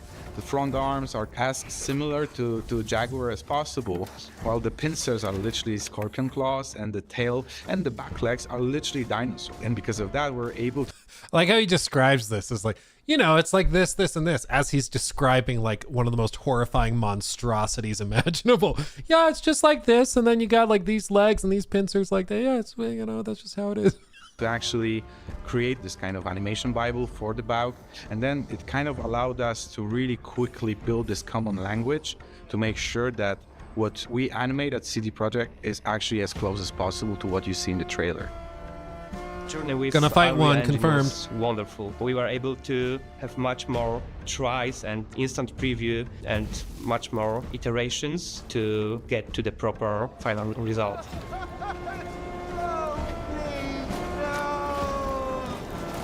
She wants to go to the woods. The chosen one. His tradition. It's always funny seeing these camera angles of the actors, because of course when it's mapped onto like a mesh and it's animated, it looks very natural.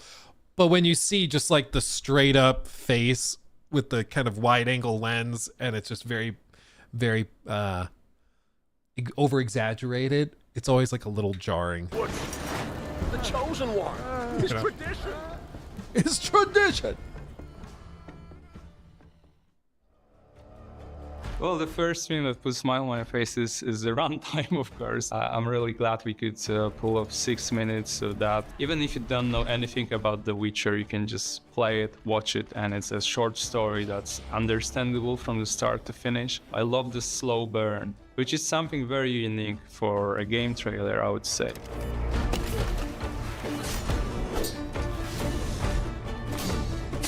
Every movie that we do, our goal is to have the best knowledge of the IP, to stay true to the IP, to understand the vision of the developers, also the purpose of the asset that we're creating. Knowing the Witcher universe inside out is a key to do something that feels equally original as well as true to its foundation. This trailer is an adaptation of a story that we actually want to tell in the game. We're not going to give you a black or white situation. We expect you to consider some situations, make some tough choices, and as an example, that situation that may happen after the trailer is over is such a tough choice. Here's a question. Do you think this time around, because they kind of imply, series like There's Only Monsters here, they kind of imply that she's about to go kick some ass and curb stomp some villagers for being cruel, evil, and backward.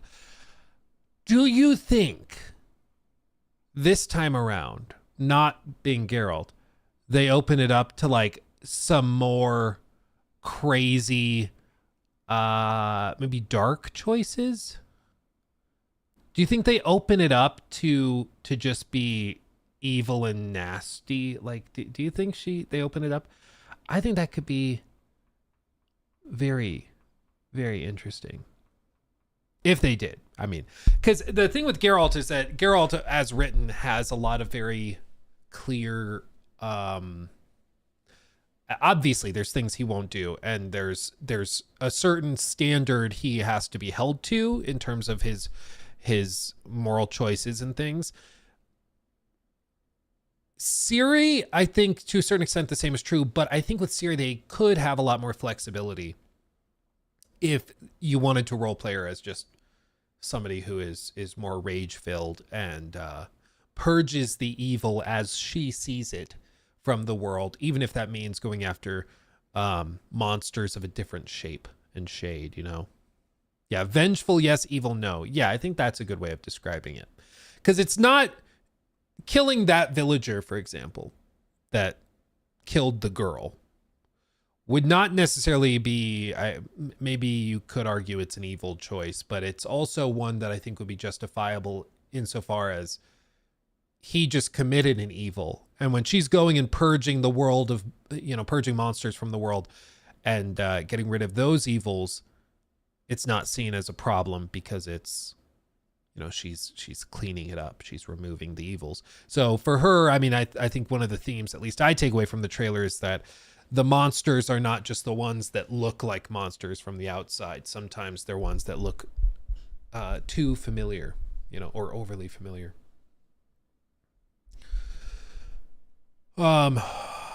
Anyway, she robbed, killed, pillaged, and did drugs while in the books, like any teenager would. That's very normal. Ciri is the monster. Dun dun dun. Yeah, no spamming chat. Yeah, no spamming chat. No all caps either. I think that's in the official rules on the chat. You just gotta remember, we gotta share the chat. The chat's not just for one person, it's for everybody. And if you spam the chat, you're gonna be in trouble with the YouTube gods. But yeah, Asman reacted. Yeah, we talked about it earlier on stream. It was pretty cool. To see our videos reaching like a broader audience. That's cool. Blake, thank you for the 5. I wonder if this is set before The Witcher 4. They did that with 3. The vampire trailer before the base game launch is post Blood and Wine in the story. Oh, wait, no, okay, I'm tracking. Okay, it took me longer than it should have to track what you were saying. Yeah, I don't know.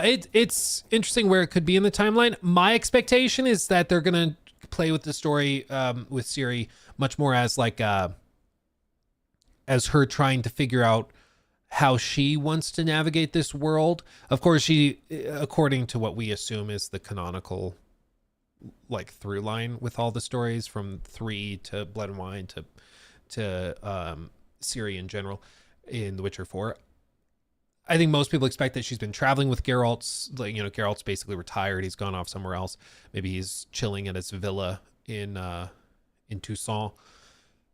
But I think that it could be interesting to explore her running away from her own destiny, or maybe trying to fight it,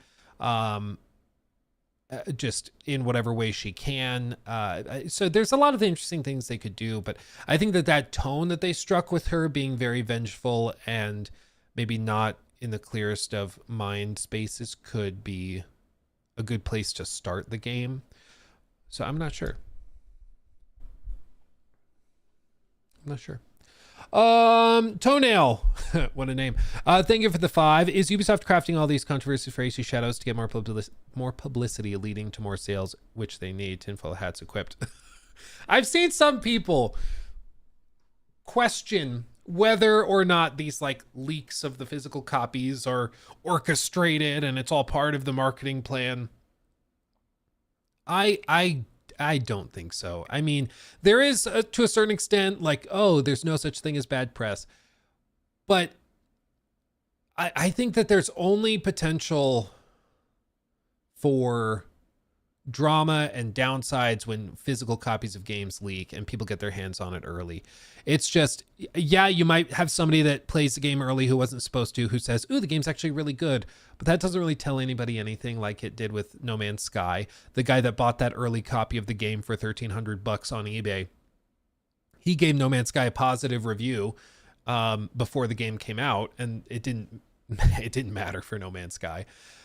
And then the other possibility is that people get the game early and then they start sharing spoilers and leaks and things that can be taken to attack the game further. So I just don't believe that it would make sense to intentionally leak something like this, you know? Like I just don't see it. If there is an argument or a compelling argument or a piece of evidence we could look at that would suggest that there's some upside for Ubisoft, then I'd be interested. We could look at it, but I don't see any upside for it. Like, as far as I can tell, it's only downside. Like, I don't know, man. I don't see it. But I think that what it is, at the end of the day, it's just that people cannot believe that game has had so many scandals and troubles and just so many things go wrong. They just cannot believe it. And I don't blame them. Like, I don't think Ubisoft can believe it either. I'm sure they're going like, what did we do? Did we like accidentally summon a demonic spirit that's been haunting the studio? Like, what is going on? I don't think anybody knows, but I can understand how people are looking at it and being like, there's no way that they keep having this many issues. But what it seems to me is a lot of the issues at the end of the day come down to miscommunication and mismanagement. That's kind of the through line with all of it. Whether it's something like the lack of double checking of certain products, like the merch item that mimicked the archway that was broken in the Atomic Blasts, which needless to say is of poor taste. Or it's the art book stuff, or art books leaking. And then there was the whole art book linked on, was it a hentai site or something like that? It was something that sounded made up. I thought somebody was trolling me in the chat when they mentioned it, but it ended up being true. You know, there's just all of these kind of things. The through line with all of it is just that there's mismanagement, miscommunication. Even the game leaking sounds to me like it probably was that physical shipments went out when they shouldn't have, and they're sitting in warehouses and somebody stole some copies and is flipping them. I think that's probably what's happened across the board with all of these instances, which again comes down to a managerial mistake. And probably like to a certain extent, a bloated bureaucratic waste of layers of management and you know, mid-level managers. It's something we already know about Ubisoft, is that they have 20,000 employees when, according to a lot of like investment analysts, they should have maybe 10,000. So to me, I think if they are cursed, the curse is just poor management. I think that that's really at the end of the day is what's going on here. Yeah. Leaked on a hentai site is crazy. Yeah, dude, somebody comes in chat and says, Luke, did you see that the art book for AC Shadows leaked on a hentai site? And I'm like, what the hell just came out of your mouth? What? And then I look it up and it's real. Like, I cannot believe it anymore. It's so crazy, but that's the world we live in right now. Oh, man. Like some stuff is Ubi's fault, but the majority is not even their fault at this point. I mean, part of it, it's kind of like a self-fulfilling prophecy, you know, where you're like, oh, I think there's going to be more scandals with Ubisoft. Part of it is that because there's controversy with Shadows, there's attention paid to it. And so people are looking for scandals, and then a scandal pops up that's legitimate, and then it gets a lot of attention. But then more eyes are on Ubisoft, and more eyes are on Shadows. And so then any little thing that typically would just be kind of passed under the rug and forgotten fairly quickly with other games becomes a huge thing for Shadows. And so there's been like the art book leaking and some of that stuff. Like that happens with a lot of games. That's just frankly not that big of a deal, I think. I mean, what was it? Phantom Liberty, I think, had an art some art concept art thing leak early. It happens with a lot of games. It's not that big of a deal, frankly. Having like the physical copy of the game leak a month ahead of launch, that's a big deal, no doubt. But I think with Shadows, it's a mixture of there being an extraordinary number of issues, and then also the fact that so many eyes are on the game that kind of stirs it up even more. Yeah, I think that's part of it. Let's see. Eve is playing 4D chess. Well, that's also part of what's funny is people are like, these leaks are orchestrated. These leaks are intentional. I'm like, let me track this. You're saying the company that in the last 6 months has released 2 NFT games and has mismanaged their entire portfolio for close to a decade. They finally had this big brain moment where they decided they were going to intentionally leak a bunch of their own stuff. An entire game a month early to achieve something.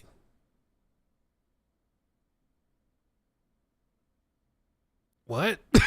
Like, it's the same thing when like people are saying, you know, that like, ooh, a governmental agency is responsible for some major cover up or major conspiracy or something. My impulse is to just be like, these guys, we all agree that they're incompetent in every other asset of their life, but then with this thing, they're masterminds. And I'm like, I just don't know if I buy that, you know? Like if they are, the other saying is never attribute to malice that which can be adequately explained by stupidity. In other words, if you're looking at something and you have the choice between believing that it's some malicious big brain genius plan, or they're just like, they just screwed up and did something stupid, the answer is typically that they just screwed up and did something stupid.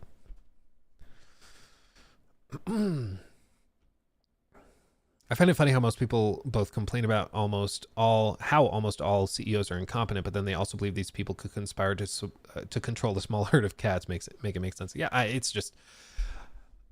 think it's people just trying to come up with an explanation that makes sense for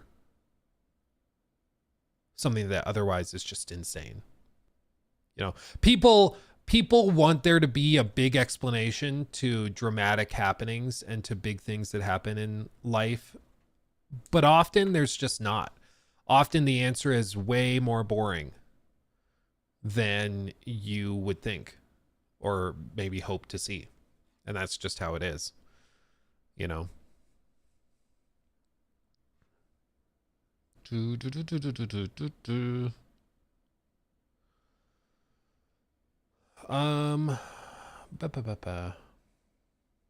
Counterpoint, what happens when you do something stupid that becomes incredibly successful?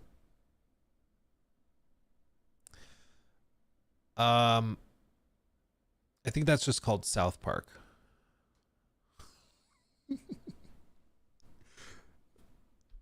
Like they never ever thought that that was going to be as successful as it was, but you know, then it then it popped off, and it's South Park now, dude. It's crazy. Oh. Yeah.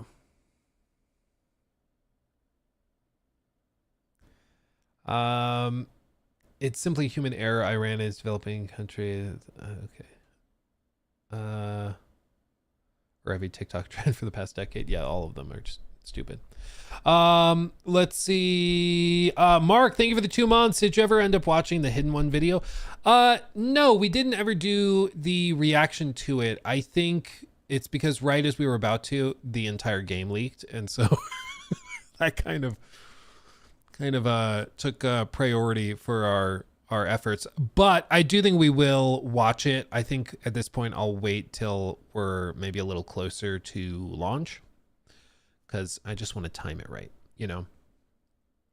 I want to time it right. Okay. Close this. Okay. Let's do this. This is a little bit different, but I want to do it. So deal with it. New segment.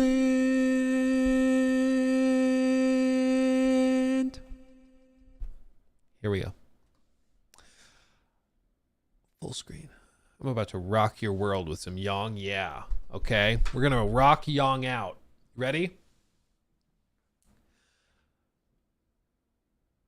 So we've all heard the news at this point that Monolith is being shut down, that they've shut down a lot of other studios as well under their umbrella, including the Multiverses team that they bought last July, I think. It's crazy. That the whole Warner Brothers thing is insane. I've covered it on the main big channel, just Luke Stevenson. You can see it there if you want to hear the full breakdowns of all of this, because it's insane. But in that video, I mentioned that the last game from Monolith, Shadow of War, was so over monetized that it basically ruined the game. And it was like one of the biggest scandals of 2017. It was a huge deal. It was a massive, massive scandal at the time, paired with Battlefront 2. I mean, Battlefront 2 was also a disaster in its own right, even prompting Disney to step in and tell EA to cut it out. So 2017 was an era of loot boxes and over monetization through and through. It was a crazy time. But a lot of people, surprisingly enough, in that video's comment section, didn't believe me that Shadow of War was so horrifyingly over monetized. And I think it's because after they released Shadow of War, they let it sit out for like 6 months or a year, whatever it was. And then they stripped out all the loot boxes. After everybody had already spent all the money, they gutted all the microtransactions, just like Danny says, and they rebalanced some stuff so that you could play the game without all of that over monetization. But the damage was kind of already done, right? So they stripped all that out. And now, meaning if you played the game in 2018, 2019, 2020, anytime since then, you never got to experience what the game was at launch, which was a disaster, okay? And this is part of the reason why I'm not too... Like, I don't think the Wonder Woman game would have magically been this panacea for all of Warner Brothers' ills or Monolith's issues. I think it probably was going to be a bit of a mess. They did say in late 2023 that it was not a live service game, even though at the time all of their executives were saying, we want to turn everything into a live service game. But then the entire game was rebooted in early 2024, according to reporting from Jason Schreier, which would line up pretty well with, okay, maybe it wasn't a single player game in late 2023, or it wasn't a live service game in late 2023, but it very well could have been turning into that starting in 2024 in order to recoup some of the dev costs. So I just, with all this, Monolith's recent track record, the only thing we can point to from 2017 was one in which they monetized the game so much that it broke it and ruined it for months and months on end. And people didn't believe me. So I went digging through the vault because I wanted to show you guys what this actually was like. There's a video from the one and only Young Yeah from back in 2017, October 6th of 2017, in which he describes this very thing. So I just want to show you guys this, a little blast from the past of Young Yeah sitting in his old, I don't know, apartment, I don't know, this old setup he had, and a chalkboard. Young's old studio was goated, I'll tell you what. But I wanted to show you guys this as a blast from the past so you can see how bad it was, okay? Because I'm not joking, I'm not making it up. I knew it, I fucking knew it. Last time we talked about Shadow of War, we discussed an interview that design director Bob Roberts did with website Eurogamer. And also, shout out Beef Jerky. The interview, when asked about Not a concerns sponsor. regarding game balance and progression due to the implementation of loot boxes and microtransactions, Bob claimed that the game has been balanced so that the game could be enjoyed without them. This is the key point, okay? Because a lot of people have been like, Luke, what's the big deal about microtransactions, cosmetics, loot boxes, all that in video games that are single player? Like, if you don't like it, just don't buy it. The problem is, if the game is balanced in a way to push you into spending money, it makes the experience worse unless you're spending money, because there's nothing else to push you. You know, if playing the game without spending money is an awesome, amazing experience, why would people need to spend money on gameplay affecting things? It's one thing if it's cosmetic. I like cosmetics, paid cosmetics in single player games. I think it's kind of stupid, but if that's how you get some extra cash, I can live with that. It's when you start selling things like XP boosters or crafting materials or actual XP things to level up and stuff like that start to really affect it. And the old example I've given is with like AC Odyssey.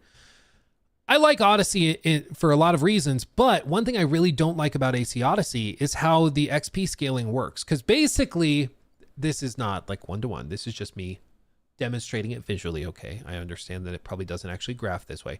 But what it feels like when you're playing AC Odyssey is that as you're going through the main story, you kind of reach a point where your XP gains become lesser and lesser, marginally lesser for each hour you spend playing.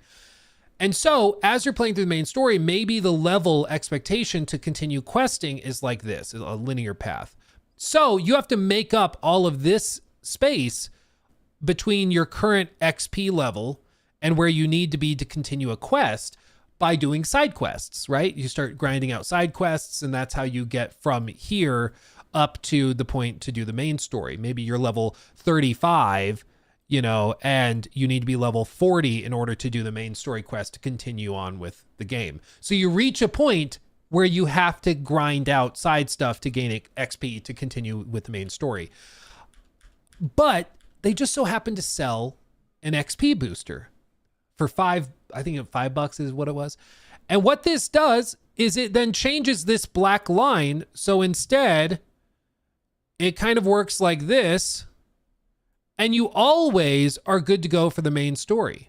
So if you want to just blast through the game doing no side content at all, you can do that because you're always at or above the requirement for the main story. And what that does is it turns the game into something where it feels like it's been balanced around you spending the $5 instead of being balanced around players, just playing the game organically. Yeah, you're damn right. I did the same graph at least 3 times already. You're damn right. That's what we do here is we do the same thing 15,000 times. But this is why it's crucial, is because when they announced that they were going to have monetization in Shadow of War, the game's directors and people came out and said, no. We balanced it based on just playing the game and enjoying it raw. There is no impetus to push you into spending like real world money. No. Not at all. And that ended up being a total lie. He said, "We're working our tails off to make this massive game, and as a designer, I focus on balancing it. We do a ton of playtesting to make sure it is tuned to a setting where people can enjoy it. We kept all of the loot boxes and the economy of real-world money turned off in playtesting, so we know we're balancing around an experience which is rewarding without any of that stuff.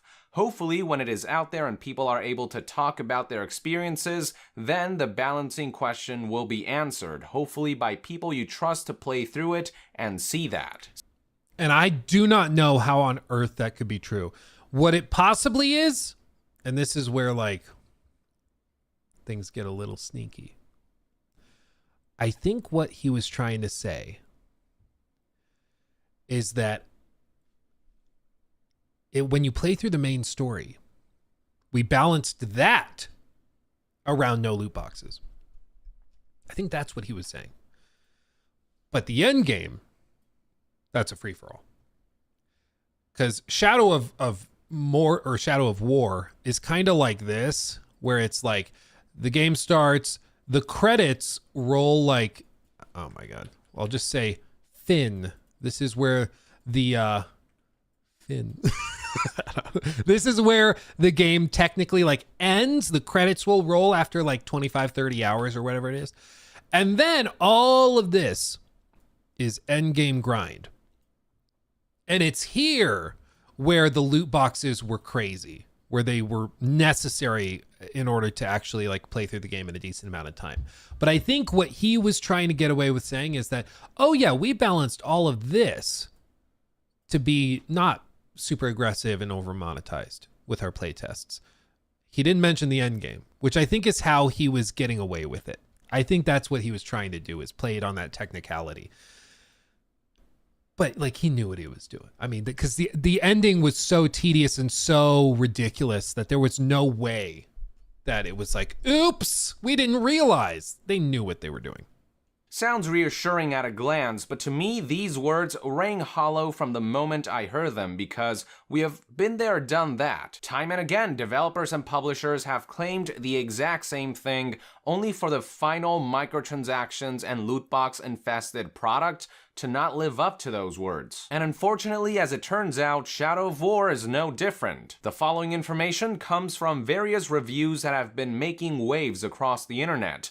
For the most part, the game has been fairly well received by critics, praised for an excellent combat system, an expanded open world, the introduction of fortress sieges, and improvements to the unique nemesis system that the series is best known for. Most reviews also agree that for the most part, microtransactions and loot boxes can be ignored without too many adverse effects, as the game does grant you weapons, armor, and orc followers aplenty. That's not to say that they aren't distracting. As website Eurogamer described it in their review, the fact these chests aren't necessary, however, does little to diminish the awareness that they're very much a part of the game, especially when you're reminded of the market's existence by way of an announcement carousal every time you pause the game. Carousal. Correct me if I'm wrong. I think it's carousel. I've never heard it pronounced carousal. Carousal sounds like when you're at a farm and you get aroused in a corral.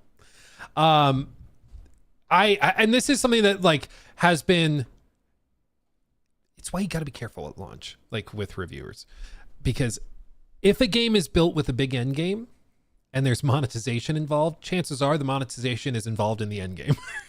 Because they can get a really good like Metacritic score if the base game is solid, but then they can get greedy with the end game, and that's seemingly what happened here. One point of contention, however, is the main campaign story. Numerous critics have said in their reviews that the story is just not very good, with outlets like GameSpot calling it mediocre and Eurogamer going as far as calling it dreadful. Yeah, I mean, it's definitely not the strong suit. I would agree. It's certainly no story that's going to get me carouseled.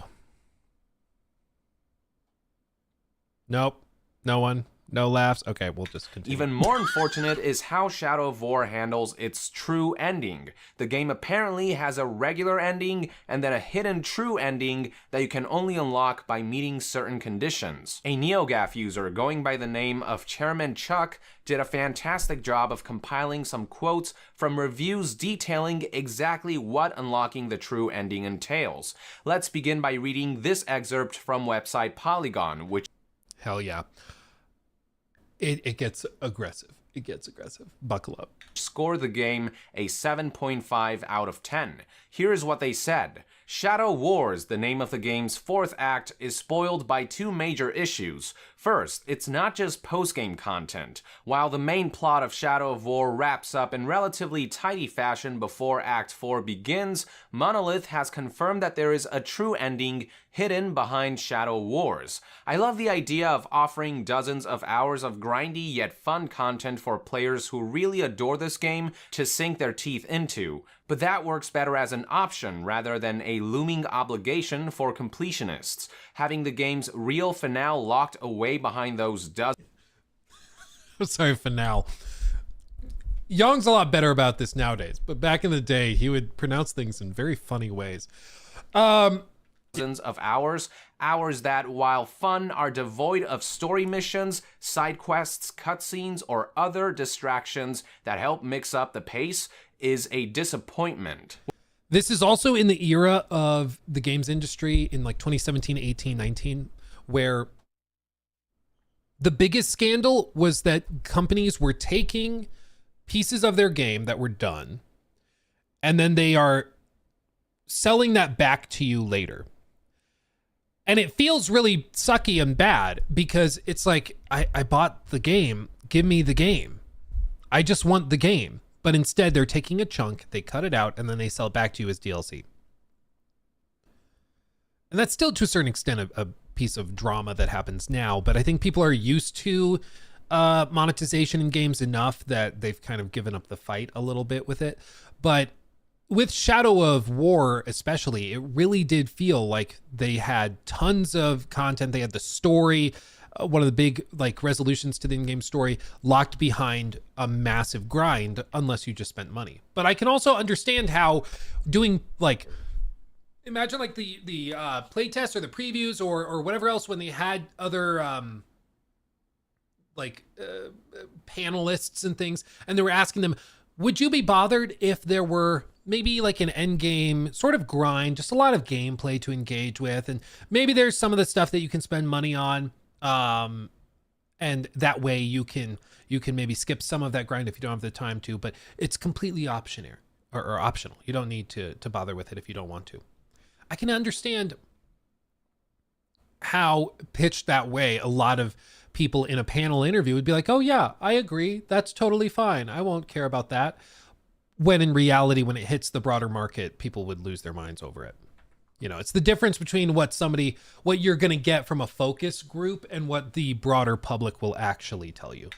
When you run out of in-game money, you have two choices. Make a huge time investment by hunting down orcs in your game world and earning chests via vendetta missions, or spend some real money to get the more powerful orcs you need now. Does the game ever force you to spend money? No. I'm sure you can get to the end of Shadow Wars without spending a dime, as long as you're patient and persistent. But locking progress through this mode, and again toward the game's true ending, behind either spending more money or doing tons of tedious busy work, feels at least greedy, if not predatory. Here's another excerpt from GameSpot speaking to that effect, stating, in the game's actual final act, you cycle through the 4 fortresses you explored previously for a total of 20 more defending siege battles. If you haven't upgraded the orcs you met early in the game, and up until this point there was no reason to, you have to replace and upgrade your entire retinue of orcs to match this more powerful invading force. Cool idea, to be clear. Cool idea for a video game. The enemies you face level up with each encounter, so you're also forced into upgrading each castle over and over again. Makes sense. Either by building up your current orc army or finding new fighters and replacing the old. This Sisyphean quest has no corresponding... Sisyphean. significant characters to keep you company or explain why it's important to tackle the defense missions in the order you do. It's not even clear exactly why you want to do them at all. More than once, I felt like giving up on this quest, thinking I'd stumbled onto some optional side content that was clearly only made for obsessed completionists. But enduring on, I found that finishing every stage unlocks the final cutscene and credits. It did not feel worth it. The next excerpt is from Games Radar explaining some type of workaround that allows you to influence the rarity of the orc followers that spawn, but I use the word workaround loosely because the process is still a pain in the ass. I won't read the whole thing, but it involves game. Yeah. Once the orc of your choice kills you, it's in the hands of random number generator. First, there's a good chance that the orc that took you out will spawn as just a regular old orc captain.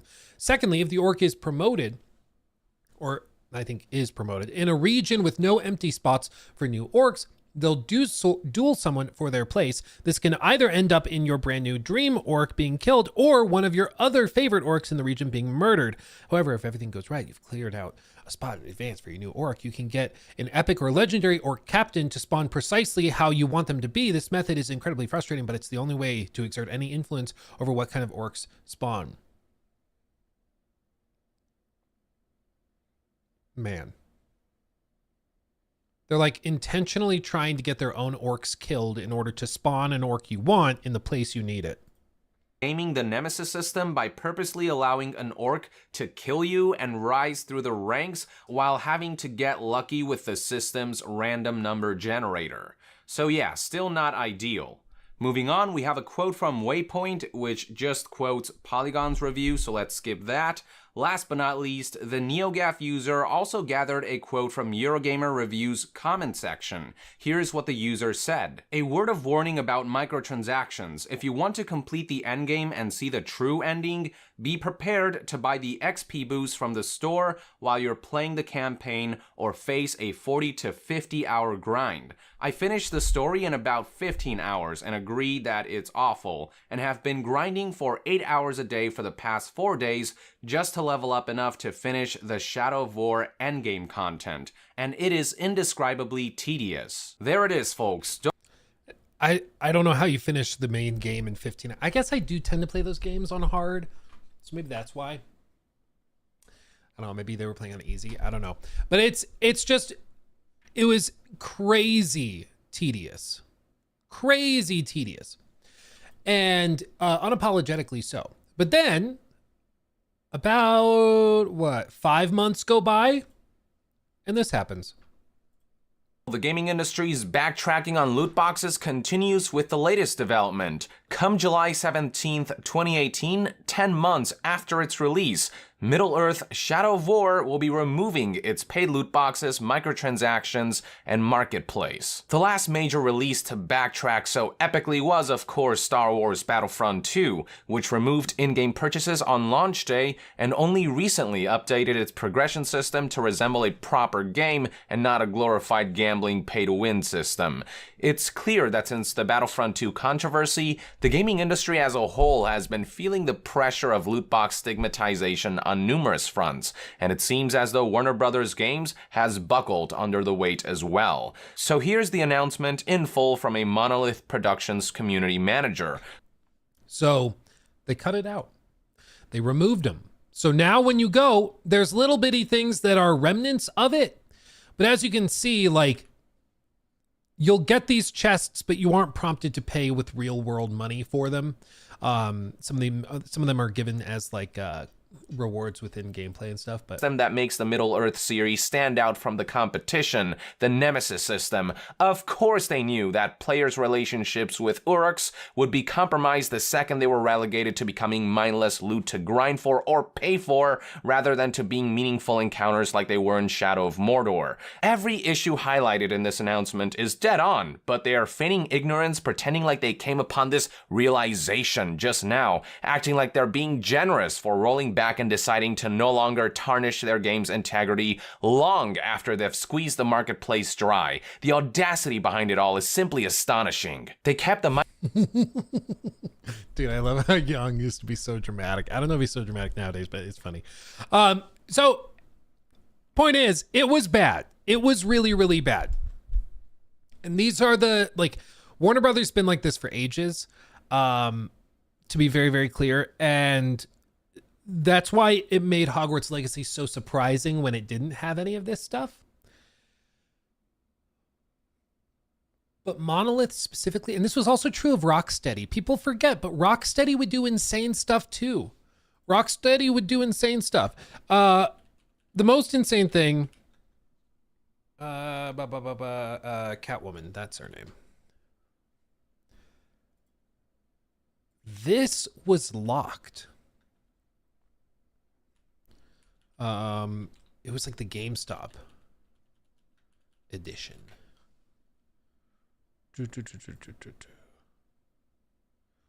Let's see if I can find it. The Batman Arkham City had Catwoman locked behind the GameStop version in the US. So if you didn't buy the game through the right retailer, you just didn't get to play any of those Catwoman missions. You just didn't get them. It was insane. It was very, very dumb. GameStop outs possible Catwoman DLC. But like all of these companies that would eventually go too far had done this type of thing before. So it wasn't really that big of a deal, like, or that big of a surprise rather, because we'd seen it before. And with Monolith, they had pushed the boundary pretty damn far prior. And I would be really worried about Wonder Woman and what they were trying to do with that, especially after the 2024 reboot. But now we'll never see. We'll never know because it's gone. It's gone. So there's that. What are you gonna do? I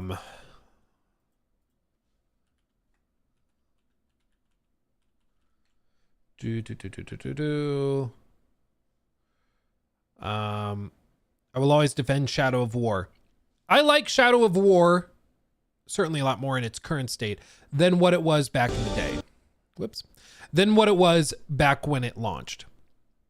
When it launched, it was one of the most over-monetized, greedy things I've probably ever seen in the industry. It was just hilariously awful because it cashed in and sold people the coolest thing about those games that they loved. And it was just shameful and unabashed. But once it was patched and that stuff was taken out, it's still a solid game now. I think it still has a bit of a husk feeling, especially in the end game, where you can tell there was supposed to be more there, and it's just not quite. It doesn't feel quite right because it was designed around a massive grind. It was designed around getting all these orcs to the highest level, getting them all to legendary and defending against the sieges and stuff. And so the game just feels weird now, to me at least. But I think I still just think the Middle Earth games were so good. Shadow of Mordor is still goated, but yeah. It's important to call this stuff out. Like, it's important to call this stuff out because after all of this, these scandals happened. What happened? Like, these companies walked it back. They walked it back. And that was a good thing because if they didn't walk it back, you would start to see it become way more standard in the industry. And that's what we've seen with things like battle passes. It's what we've seen with the $70 price tag. It's what we may end up seeing with a GTA 6 $80 price tag or something. It's just, you're also seeing it with like early access, 5-day early access, 3-day early access to games. If you pay more. Once something is normalized and accepted by gamers, everybody will start doing it because that's how you can get extra money. And with this, like, I think because gamers pushed back so hard against the loot boxes, it became very taboo. And so everybody started cutting it out of their games. And now you're seeing some companies go back to it, like Overwatch 2 is trying to reintroduce them. But on the whole, it was pushed out because gamers stood up against it. And that's why it's important to vocalize and be clear when you don't like something or don't want something. But it takes being a little raucous and loud. So I understand how sometimes it can feel like gamers are just throwing fits over NFTs that are, over dramatic and gamers are being a little bit too much. But it's because if you don't make a big deal out of this stuff, the companies will just double down and put it in everything you know and love. They may be putting it just into this one game over here initially, but if you go along with that, they're going to put it over here, put it in over here, put it in over here, and it's just going to spread like crazy. So it's important to call it out when you see it. Okay. Let me catch up on these super quick. Mark, thank you for the 5. Did you ever play Rise of the Ronin? Saw it coming to PC pretty soon. Just wanted to know. I wanted to know Bias opinion. All I know about the game is from when it launched on PS5, and it was one of the most poorly optimized and frankly ugly games I've seen launch on the PS5. It ran like garbage. It was not ready. My understanding is that it runs way better on PC now. That's my hope, or I hope that's true, but I haven't really tested it myself. So I've not gone back to it on PC or anything. I just don't know.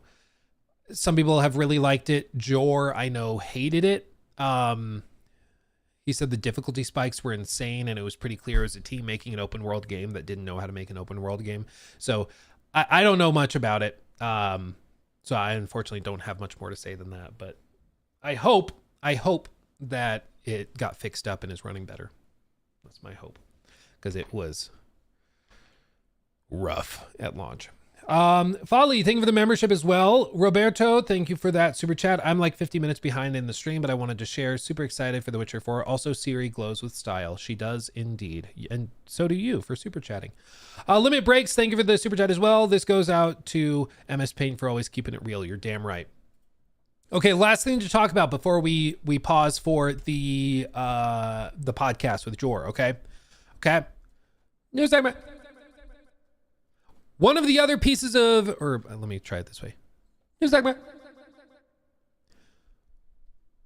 So yesterday was a busy day, of course. Monolith shut down, Warner Brothers is imploding. But one of the other pieces of news was that Fable, the upcoming game from Xbox, has been delayed to 2026. Which I can't say I was too surprised. I mean, I think the timeline we were looking at for this was probably looking like October, November. And if GTA 6 hits its deadlines, which it's looking more and more like it will, like this game would be going up against the behemoth. Like you just don't want to be anywhere close to GTA 6. So if they were looking at it and they're like, we'd have to launch late October, early November, or even late November, at that point, it just doesn't make sense. Just delay it, polish it up, spend more time on it, whatever. There's rumors and speculation. Maybe the delay is into mid to late 2026, suggesting that this game is nowhere near where it needs to be in terms of polish or whatever else. I'm not sure. Some people were speculating maybe it's being delayed because they're trying to get it ready for PlayStation 5 and they're going to launch it day and date. Because one thing we do know is that Fable is one of the most expensive games currently in Xbox's portfolio. It's been extremely expensive to produce. And it stands out when you see the visuals. I mean, this is the pre-alpha footage they shared. Also, IGN, what the hell are we doing? 1080p? It's 2025, fam. What are we doing? But you can see they show some sizzle reel shots in the game itself. Very short, quick shots, nothing too extended. I would guess a lot of what they're going to be doing is like polishing up some of the combat animations because they're like a little stiff. But the environments look crazy. Cutscenes still look insanely good. The lighting is ridiculously impressive for an open world game. So I think, you know, they're working their butts off, but it just wasn't where it needed to be. So they're delaying it. And I think also just being next to GTA 6 was horrifying. So nobody wanted to be close to that. So they decided to take some time and they finish it with this, a callback to some of the OG Fable stuff, where you kick the chicken. And I really do wish that they would release this in higher resolution or something. Because even this, I feel like we're already seeing a lot of like upscaling artifacting and stuff. And I just, it's hard to tell with the resolution and bit rates being so low. Thanks, IGN. But the game is freaking gorgeous for an open world game like this. And so I'd be worried about performance for sure. But they're delaying it. They're taking their time. They're taking their time. If it ends up being like late 2026, I'd be really surprised. And I think that would cause me to be a little bit more like, why was it delayed so much? But as of right now, it's just 2026. Not early 2026, not spring 2026. They're just saying 2026. So they're keeping the door open for it to go wherever it needs to go. I know a lot of people have enjoyed memeing on Fable, mainly for like character designs and other things that they've shown that people think just don't look quite right. They've made a lot of progress, in my opinion, from what I've seen. Even just this past summer, it looked like they had made a lot of progress and fixed up some stuff. But I like Fable. I'm hopeful that this is not a train wreck, because Fable Legends kind of turned into a train wreck. But it's from a studio that's never touched Fable before. It's like Playground Games, I think. Their history is in racing games. So this is a wild card. This could end up being like surprisingly fantastic, or it could end up being hilariously awful. Time will tell. We just don't know yet. We just don't know. And unfortunately, nowadays, there's not much of a middle ground. It feels like either a game is a surprisingly awesome masterpiece, or it's like total disastrous, horrifyingly broken nonsense, you know? But they've delayed it. We're going to keep an eye on it. It frees up the fall even more, and it makes me really think that Microsoft might have gotten more confirmation that GTA 6 is locked in for like October, November. My guess is late October, like right before Halloween. I think that's when we get GTA 6, and I think they were looking at it and just being like, we could rush it out. It'd be a little clunky. We launch next to GTA 6. No, let's not do that. So they just delayed it, get some more time, polish it up, get it where it needs to be, and then move on from there. I think that's the way to do it. Okay. Fam, we've got the podcast with the one and only Joe Raptor in 10 minutes. Okay. What I'm going to do.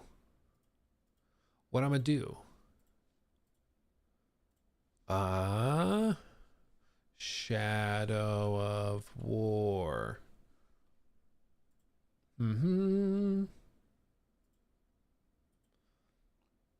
Save this image. Let's try this. We're going to make our event. Monolith is closing and Fable is delayed. ... And we clear off our timestamps, and we're going to swap out our thumbnail. I have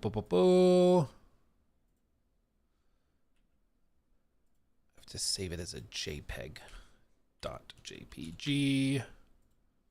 Boop. Change. There we go. Free Roam, a gaming podcast. Cycle forward, starting at 1. Bada bing, bada boom. And there we go. Now I have the link I can share with all of you. Yeah. We'll be posting the podcast on this channel. The podcast is live streamed, and then the stream stays on the channel, and then it goes up on all podcasting websites and stuff. So Apple Podcasts, Spotify, all that good stuff. I'll put this link into the YouTube chat. If you're on Twitch, you can stay put where you are. If you're on YouTube, you can head over to that event and rock and roll from there. And we'll be back in like I said, 10 minutes, and we're gonna stream the podcast. It's gonna be good. Okay, make sense, everybody? Booyah. Okay, I'll see you guys momentarily. Thank you for all the super chats, all the memberships, subs, all of that stuff. You guys are crazy.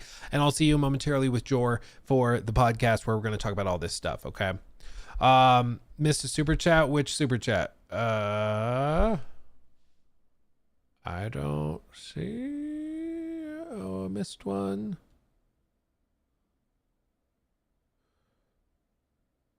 I don't think they'll tap Witcher 3 different team. Thought I read that one, but maybe I didn't. I don't think they'll tap Witcher 3 different team. I'm not sure what you mean. Balatro. Balatro. Yeah, I need a quick break for Balatro. Okay, I'll be back, guys. We'll do the podcast in just a minute and rock and roll from there, okay? Much love. See you in a minute.